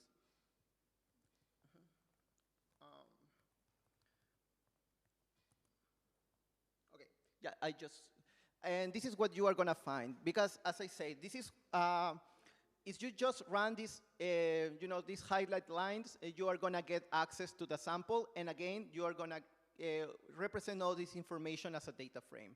And if you want to enter to any of those, this is the low resolution, right? It's in the index number 0, so you only have to do it again, read 0, and then read 1 for the high resolution image. So if you run this again, okay, now you can use raster IO to get access to the data. And yeah, here it is. And this is what I told you with make things cloud optimized, or we are doing partial read. You can easily get random access to any part of the data set, and as you see, we not start downloading the entire data set. You can do a very fast glimpse of the data without downloading, and even you can do streaming training. So this is cool. This is more or less the format that we are trying to push on the future. We are supporting GeoTIFF, NetCDF, and SART. And yeah, we are working on that to make it more efficient, because the goal at the end is try to move the data as fast as possible from a hard disk or in a, I don't know, Google bucket. Try to move this data as fast as possible to the GPU, right? To the VRAM. So yeah. Okay, this is, you can play with it. You can change any number and you will get access. And as you can see, we are still using raster IO. So this is possible because most of the tools that we are developing are built around GDAL. But yeah, if you are interested in that, we can discuss more later. So, okay, just to show you how to download datasets fast from Hugging Face, the easiest way is to use this software called ARIA2, because I don't want to be, just run this because it probably is going to take a couple of seconds. Why we need this to download? Because download is a process that usually takes time, yeah, right? I don't know if you know it, but we usually transport this byte from a bucket to your local using a TCP protocol, right? Probably you heard about that. This is very old. It was created in the 80s, and we still use it. Long history, but yeah, we still use it. So this process is very slow. So one way to make this faster is like you have a huge file, and you split this file in 8 portions, and then download each portion in a different TCP connection. So then you automatically join all of them together. This is what Area does. Area 2 does automatically. So this is why we are using, and the syntax is very similar to wget. So if you use wget in the past, probably you will be familiar with this. Okay, so why we are downloading the data is we can, still getting access to from a online modes that we saw before. It's just to make it a bit fast. And the only thing that I want to show you here is like, no matter if the file is in local or is on a bucket like Hugging Face, you will still get access with the same API that I showed you before, right? Just one read to get access to the samples and another read to get access to the individual assets of the sample, the low resolution and the high resolution. Okay, I think I spent a lot of time to explain the mechanisms, but it's worth it because now I think you can understand the data loader. Make it a bit smaller. And here it is. This is how we structure our data loader. Quite simple. Probably people that is more familiar with deep learning, the data loader usually is very massive. You do a lot of ugly code, but like the data is in this new format called TACO. You can see that you only need one read to get access to the data frame, and just then one read to the low resolution, other for the high resolution, and just open it with raster IO. And if you want to make more augmentation, you can make it after that, right? We are not doing any augmentation, so this is why, this is simple, right? But if you want to make more augmentation things, you just add more stuff in, after line 26. So yeah, and it takes like almost 0 seconds, but it's very fast because we are using GDAL. It's actually, most of the things that we are doing are in C++, so it's quite fast. We are very friendly with the GDAL syntax, and if you have raster IO installed in your computer, probably you don't need any other dependency. So yeah, we create a data loader, and this was the first step, right, that we mentioned it before. So data loader done. So the next step is to define a model. I'm gonna make this very fast because probably you know much better than me how to define models. I'm using this package just as an example to show you how the data loader and the model interact. But I'm using just a simple unit. Just remember, it's an example. As Professor Luis Gomez showed, we are using kind of more advanced architectures. But the idea is kind of the same. It's like you define a model. And okay, this model works very well for segmentations and maybe some kind of regressions. But how we can make use of these models for super resolution? So it's because in super resolution you usually have a last layer. Oops. Okay. Okay. Yeah, this is telling me that I open a computer with GPUs, but I not use it. But yeah. Okay. As I said, this last layer that we have is like a interpolation or upsampled layer. I think the most, right now in the state of the art, I think most of the papers agree that the best way to do the upsampling process is to use the pixel shuffle. Yeah, let me show you what pixel shuffle. I think I forgot to prepare this, sorry. I just want to do this because I think it's easier to, this one. It's quite easier to see what is pixel shuffle with this video. This is pixel shuffle, right? Oops, yeah, this is a tensor that we have, right?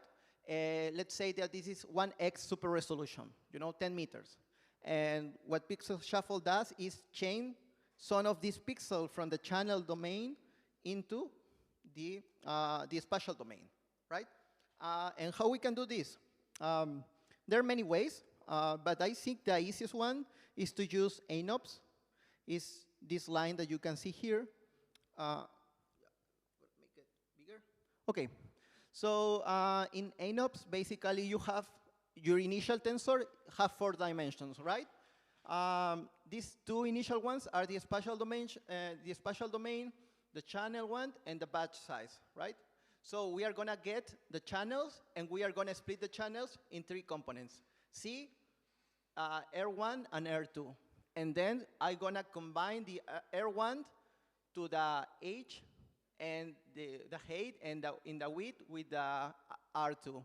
So in that way, we are passing this information, this channel information into the spatial one. This is what the model does, and why this works is because, the unit component have million of parameters, and at the end, after many epochs, the model start learning the super resolution. But this is all, right? All the models that you can find for image synthesize things, you can also use it in super resolution, adding these kind of tricks at the end. Okay, this is the model thing, and the forward at the end is very simple. Just run your model, the line 31, and then in line 34, you just, with fixtures of the unit, just run the pixel shuffle, and you will obtain the super resolution image. Okay. I don't know if there is question up to this part. Everything clear? Yeah, perfect. So yeah, this is an example about the model, right? Because you can create this tensor, this random tensor, and just as a toy example, just pass it to the model, and you will obtain, the same number of channels. This is a C that we saw before, but now with the augmented spatial resolution. So yeah. It's very simple, actually, super resolution. I think, as Luis mentioned it, the secret sauce is to build a good data set. This is, I think, in my opinion, the hardest part. Okay. So we define the data loader, we define the model, and now the last step is the trainer. I think this is probably the part that needs be more careful, because there is a lot of options that you can have when you train a model. So depending of the task, depending of your hardware, you have to fine-tune these parameters. So yeah, there are many. I'm not gonna enter in detail of all of them, but the easiest way to fine-tune these parameters in an efficient way is using Python lining. I think it's easy. I usually don't use it too much, but I have a lot of friends that use it, and I think it's easier to, when you teach deep learning model, use Python lining, because the API is very clear. We talk about the data loader, and we mentioned that the data loader is the classes or the mechanisms that we use to fit these models. And Python lining have this that is very cool, called data module. And data module is basically a wrapper for different data loaders. Why we need this? Because when we train, we usually train, we split our data in training, validation, and test. And a way to wrap it up, wrap it then all together, is using this data model. Because now, inside the data model, it's gonna leave the data loader for the training, the data loader for the validation, and the data loader for the test. So this is the idea of this data model. Okay. And finally, this is Python lining. This is not PyTorch. Python lining also has this, this way to put not just the model, but also the training step, the validation step, and the test step. So what you define here is basically the data loader, right? Because the data loader not give you one image by one image, but in batch size. You have to define this batch size. And we define it here. If I did correctly, yeah. We define here. What is the batch size? We define the batch size as 8. What means? What does it mean? Like, the model is gonna train or update the parameters each 8 images. So yeah, this is what we are doing here. Oops. Okay, here, right? And then we have the forward. The forward is just run the model, right? We run the model that we saw before. We estimate the loss. That this is, remember that at the end, Torch create graph, create this dynamic graph, and you have to close the graph. And this is why always the last component of this graph have to be one single scalar value, right? And what people does for this is to define a loss function, right? Because the loss function is a way to simplify, the difference between the prediction of the model and the reality that is the target. So which kind of loss we use? Just L1 loss. That is basically the difference between the the prediction of the model with a target that in our case is the naive images. So yeah, we do this, and that's all. This is how we train our models, and the validation is exactly the same. And yeah, let me go. What else is here? Okay. And this is quite important. Is we also have to define the optimizer. That this is the way about how we update the parameters, right? I know that most of you know it. Sorry if this is very simple, but and once you do this, you can start training your model, and that's all. You just running all these steps, you can start training your own deep learning model. It's probably gonna take some days because this it's because this GPU is not very good, but we don't have days, of course, and it's kind of boring, maybe a bit.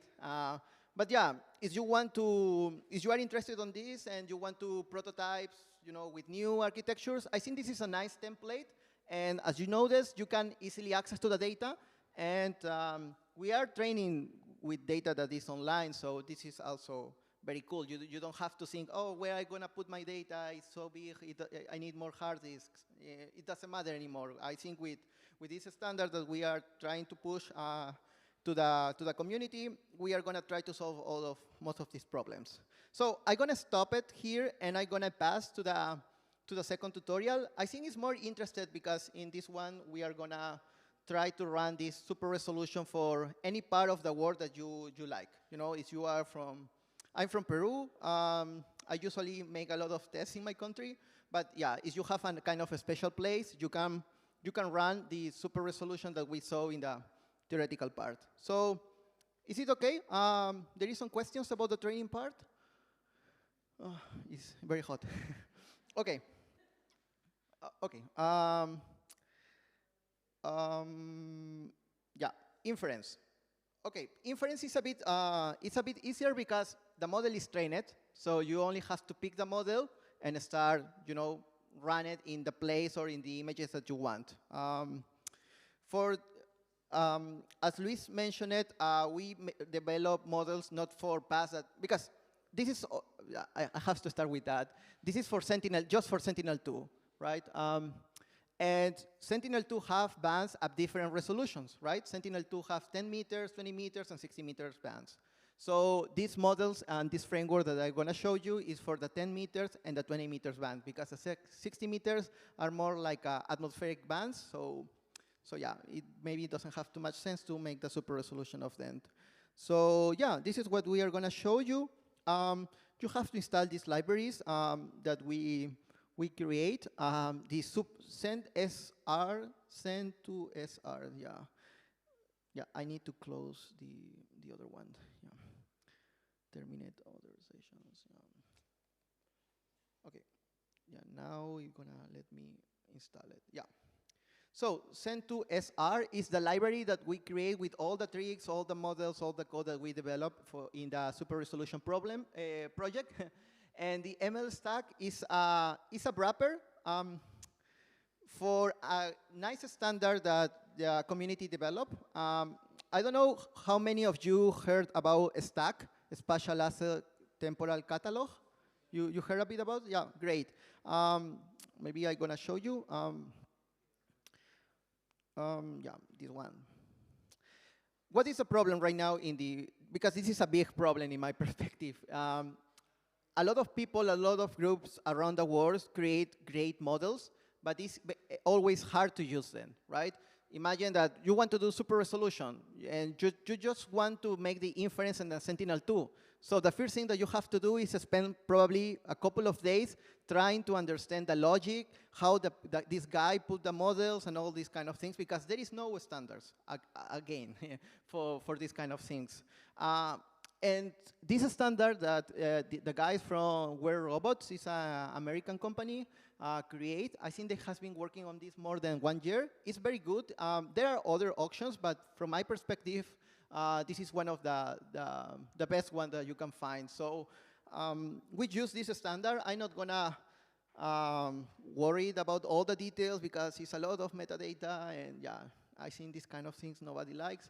But the thing is, like, when you read it and you put this model in the standard that people more or less agree to deliver these models, we can start to create one line of code to load these kind of models. And ML Stack is just a wrapper that make easier to use this ML specification. So yeah, I'm gonna show you how easy it is. It's basically this chain of code, and let's try to understand what it does. So you have this ML Stack, and we have this download function, and what you download actually is this JSON file. Yeah, here. You download this JSON file, and this JSON file have, all the metadata, the location of the different files that you need to make the inference of the project. So, yeah, we deliver the models in this way because once you download it, you can use just mlstack.load, put the place where you define to save the, the components of the model, and that's all. I'm gonna run it again because, yeah. And yeah, probably line 12, this is something that you are very familiar, right? You have to define the device where you want to work. This other one basically says, I'm gonna just run this part so you can see it. So basically, this is part of the ML Stack model. It's basically tells you the metadata about how this model is, which dependencies it have, which kind of architecture it is, how big it is, and more other information that you can also access by JSON file. But the good thing is, like, you can use this compile model method that because basically there is two different ways. You have the training mode and the benchmark mode. And when you want to do inference, you want the benchmark mode, right? Because you want to use the model without, thinking about, because Torch, when you load the model, is always in training mode. You have to deactivate the training parameter things and probably the batch size, dropout things. So to avoid all of this, you have this compile mode that do all these kind of things automatically.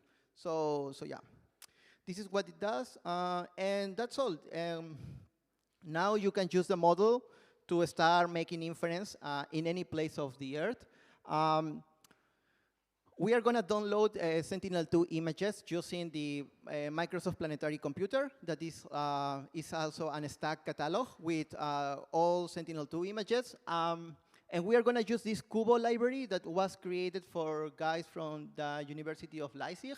That is just, again, a wrapper around the Microsoft Planetary Computer. It's just a way to make it simple, to make queries in a simple way.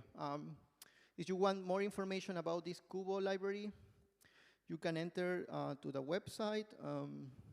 But yeah, I'm just using this because I think it's easier to download data in this way. But if you want to use Google Earth Engine or other packages to get the access to the data, it's also fine. So what you have to do is define the latitude and the longitude, and this is the centroid of the cube. And you just have to define the collection that you want, the number of bands. Remember that we have to download the images with 20 and 10 meters bands, and the start date, the end date, and just how big is the cube, right? This is the edge size, and then finally the resolution that we are gonna download all these images at 10 meters. Okay, so it's gonna take a bit of time because it's gonna connect with a server, do the handshake things, yeah. But it's gonna start downloading first of the metadata because it's using X-array, lazy X-array. Yeah, you don't need to know about that because the API is quite simple. Okay, it's taking more time than I expected. Okay, interesting. He said that the request exceed the maximum allowed time. Please try again. Okay, let's try to use not too many months, just 1 month. probably, it was working. Okay, it's because February doesn't have 31 days, fair error. And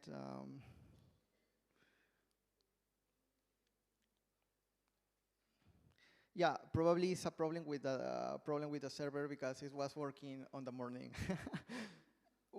Yeah, this is, yeah, I was thinking to use Google Earth Engine, but the problem with Google Earth Engine is like you need an account to get access to it. So,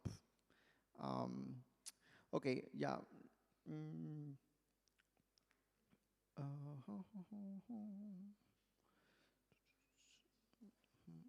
Okay.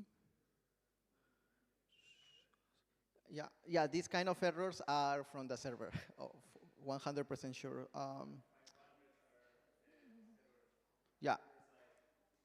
Yeah, let's give a couple of minutes to Microsoft servers, and hopefully they're gonna start working again. But I think we can still trying to understand the code. As I say, this basically download an XArray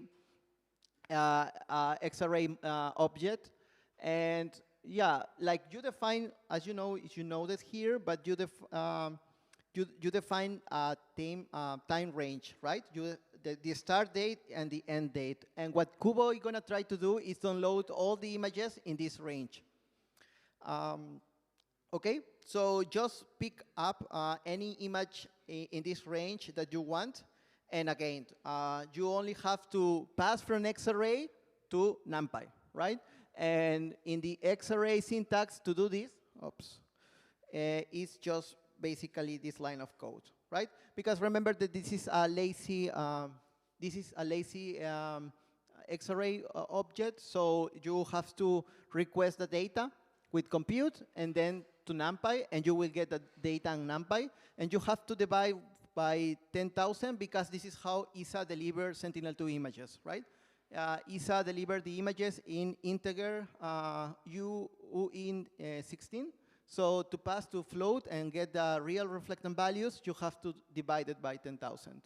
So yeah, once you have this, you only have to pass this tensor for the model that we load previously with the ML stack, and it's gonna work. But we don't have the image. So let's do it again, but I don't think it's gonna work, but yeah. Yeah, it's a pity, but it is how it is. Yeah, probably if you enter here like 2 hours later, it's gonna work.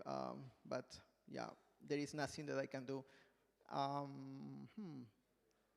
Okay, so but this is more or less the results because I ran it at the morning, and this is what you get.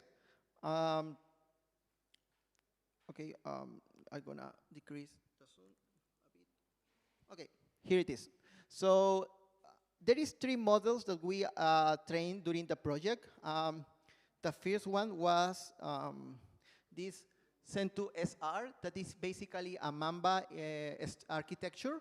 We use Mamba because we noticed that we can train it faster and it giving us better results than Transformer.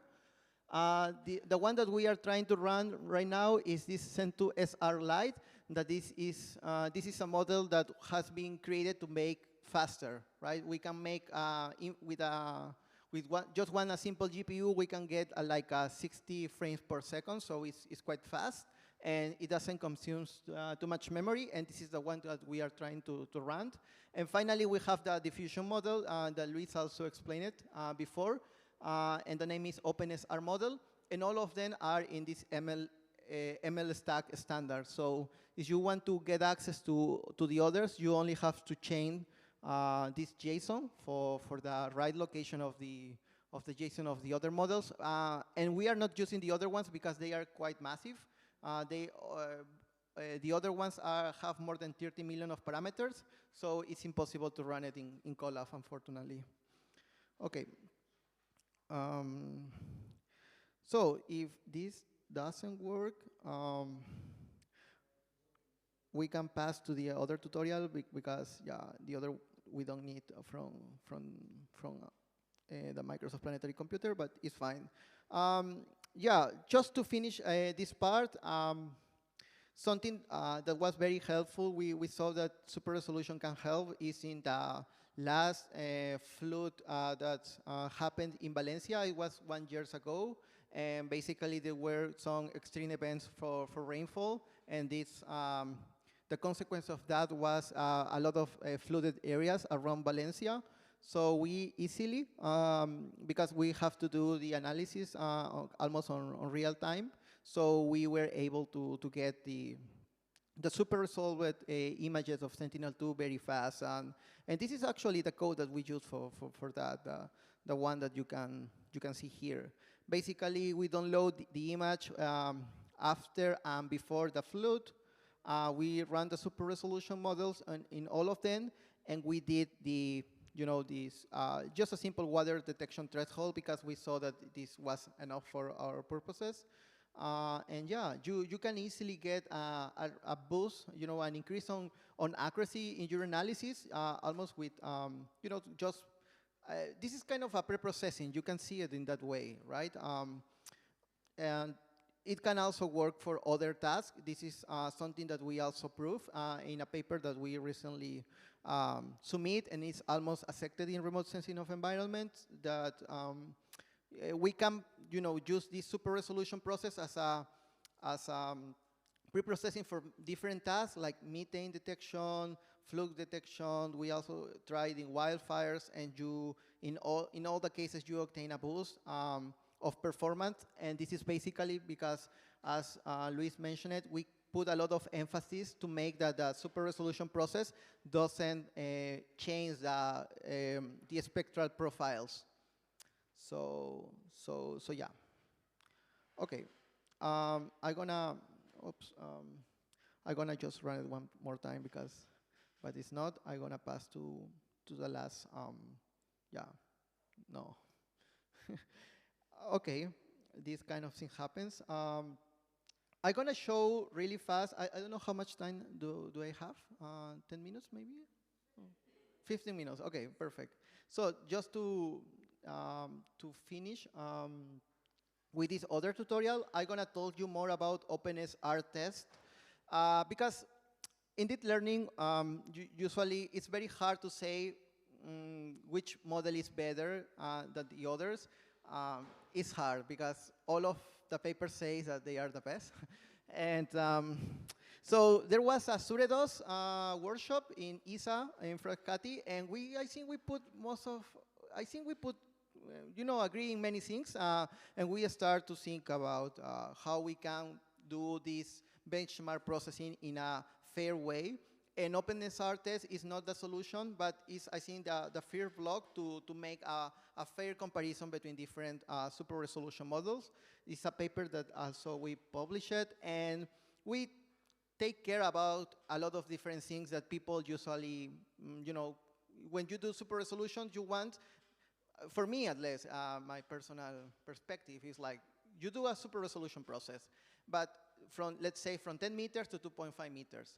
But if I degrade my image from 2.5 meters back to 10 meters, I will expect that the image, this degraded image looks as much as possible similar to the original Sentinel-2 image. I don't know if you get me the idea, but this is critical because at the end, we are not working with faces. We are working with real data, with reflectancy. This reflectance is a reflect of the reality, right? This is, these values, these zeros and these float values represent real measurements. So this is something that most people that come from computer vision domain don't fully get it, and this is something that we put a lot of emphasis in the OpenSR test. So let's install it just to show you how it works. So we defined basically two types of metrics. The first metrics were more related to the conservative process of the super resolution. How conservative it is, as I mentioned, if I super resolve and go back to the original resolution, how much difference I'm gonna find with respect to the original image. So we try to put all these difference that can happen in the spectral and the spatial domain, because sometimes when you do super resolution, also in some models, you have a shift. It's like you have the image, but you do the super resolution, and it moves a bit with a specific direction, depending of the model. But this is not a very common problem, but we saw it in many different super resolution models that currently exist on literature. So this is why we also add an spatial consistency a metric to see how good is the alignment between the original image with the super resolution one. So then the synthesis one is a metric that we basically measure how much high frequency information this super resolution model adds, because this is important, right? If you want that the super resolution model add new information. So we try to measure this with this metric. And finally, we have these three different set of metrics that basically say, okay, you add new information, but is this information, match with the reality? If yes, this is an improvement. So if not, this is a hallucination. And if this model have to add in this pixel new information, but it avoided, because this is what happened with very small models, is an omission. So this is more or less the framework that we propose in order to make a fair benchmark of super resolution models for error observation. Yes?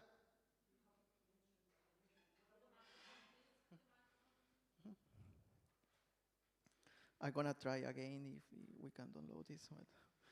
Well, yeah, probably no. Ah, no, yeah, it works, yeah.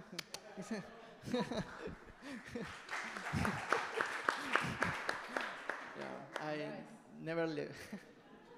Okay, yeah. Yeah, actually, you have put the percentage of omissions, but when I have saw the map, I saw that roads were also considered as water. So what about the commissions alongside of omissions? Yeah, we have a paper where we explain the methodology about how to estimate the metrics, but it's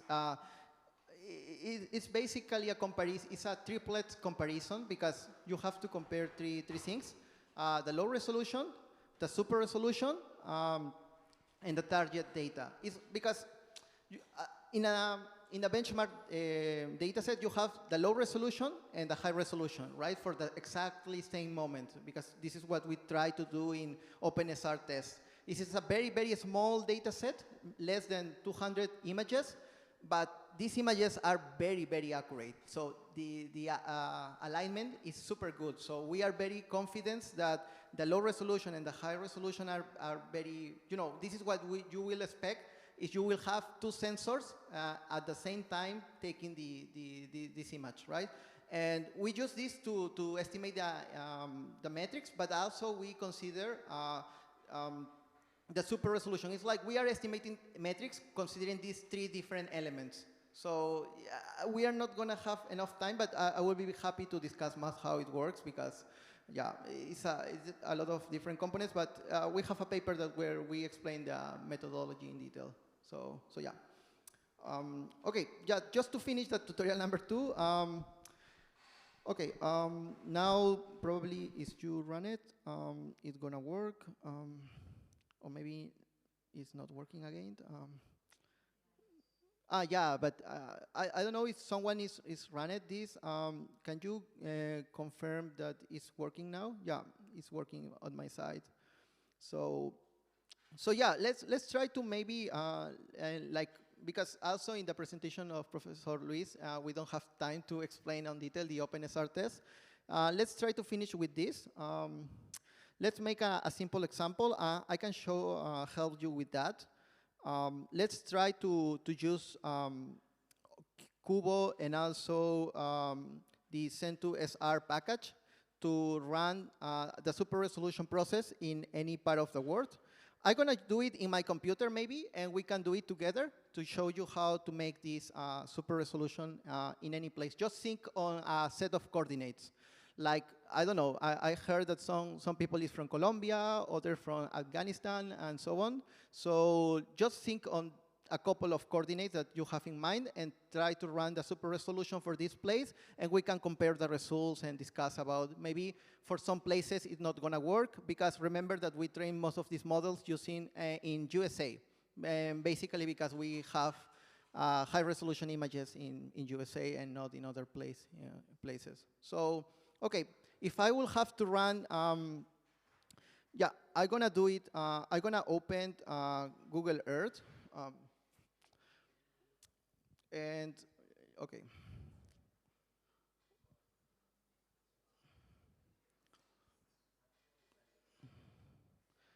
Okay, I don't know, I'm gonna choose, yeah, I don't know, oops. Yeah, no, maybe just Google Maps, because I don't know how to use Google Earth. Yeah, it's hard. Yeah, yeah, I think Google Maps. Okay,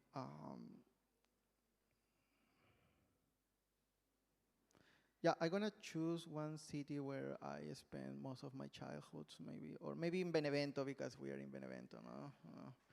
Yeah, here.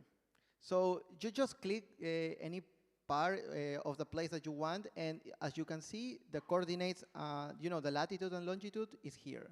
So just copy this and go back to the notebook. So yeah, we only have to, yeah, no, here no. So we are just gonna put it here. Okay. Yeah, I'm gonna be in silence because I cannot code with just one hand. But yeah, just follow a bit the process, and we can, you know, make comments if something is not clear. Okay. Okay.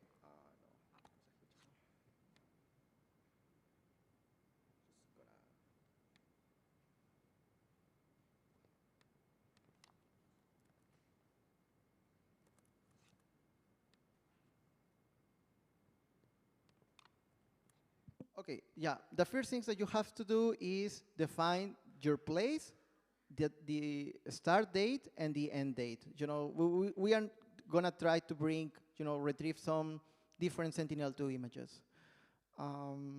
Yeah, I think the latitude and longitude is correct. Yeah, I think so. It's not, it's the inverse, and we can fix it. Okay, so yeah, we get the data, and now the problem with this is like this cube function, what it gives you is a X-array, right? So here it is, the data. So it finds in this range 32 different images, the 20 and 10 meters bands, and this is the size of the, you know, how big is the cube. Great. So the next step that we are gonna do is just select one of these images. So for do this, we are gonna go here again because we did it before.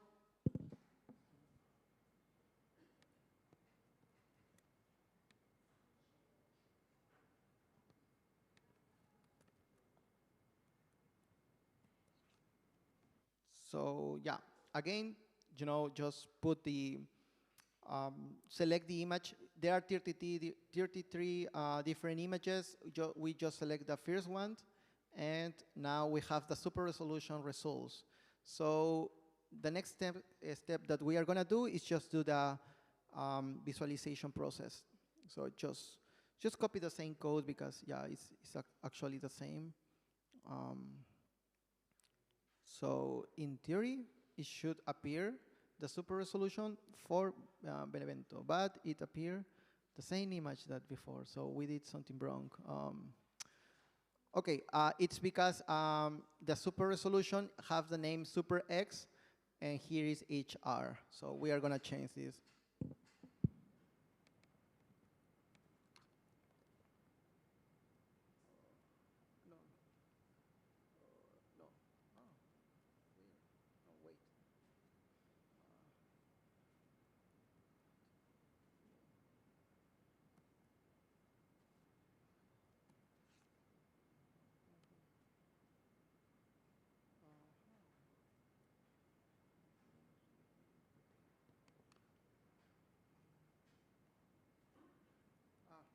Yeah, no, sorry. There is a very stupid mistake. I'm using latitude in, you know, it's not this, it's this one. Yeah, sorry, yeah. I'm very bad coding, so I always make these kind of mistakes. So yeah, now it probably it's gonna have more sense. So let's double check this. So, but yeah, this is the idea. As you can see, the API is very, very simple. So yeah, we define the same. The first image, if there is if this image is cloudy, let's just find one that is not. So yeah, as you can see, this is a cloudy image. So let's try to change here, and let's put 2, and so yeah, we run the model again, and we are gonna do this up to, yeah, here it is. So this is this part of Benemento, and remember that this is just with a model that only have 2 million of parameters. So the result looks, oops, I closed the Google Maps. But yeah, this is the same idea. You can do the same for any part of the world. Let's try to run the same for other part of the Earth. I'm gonna put, yeah, where I pass, yeah, here it is. Yeah, we have here, and I'm gonna choose a random place here. So we just have to copy again the coordinates, right? Let's copy the coordinates and go here. Go here. Just copy here. Latitude, longitude is good. We are gonna try to find these images. Okay, yeah.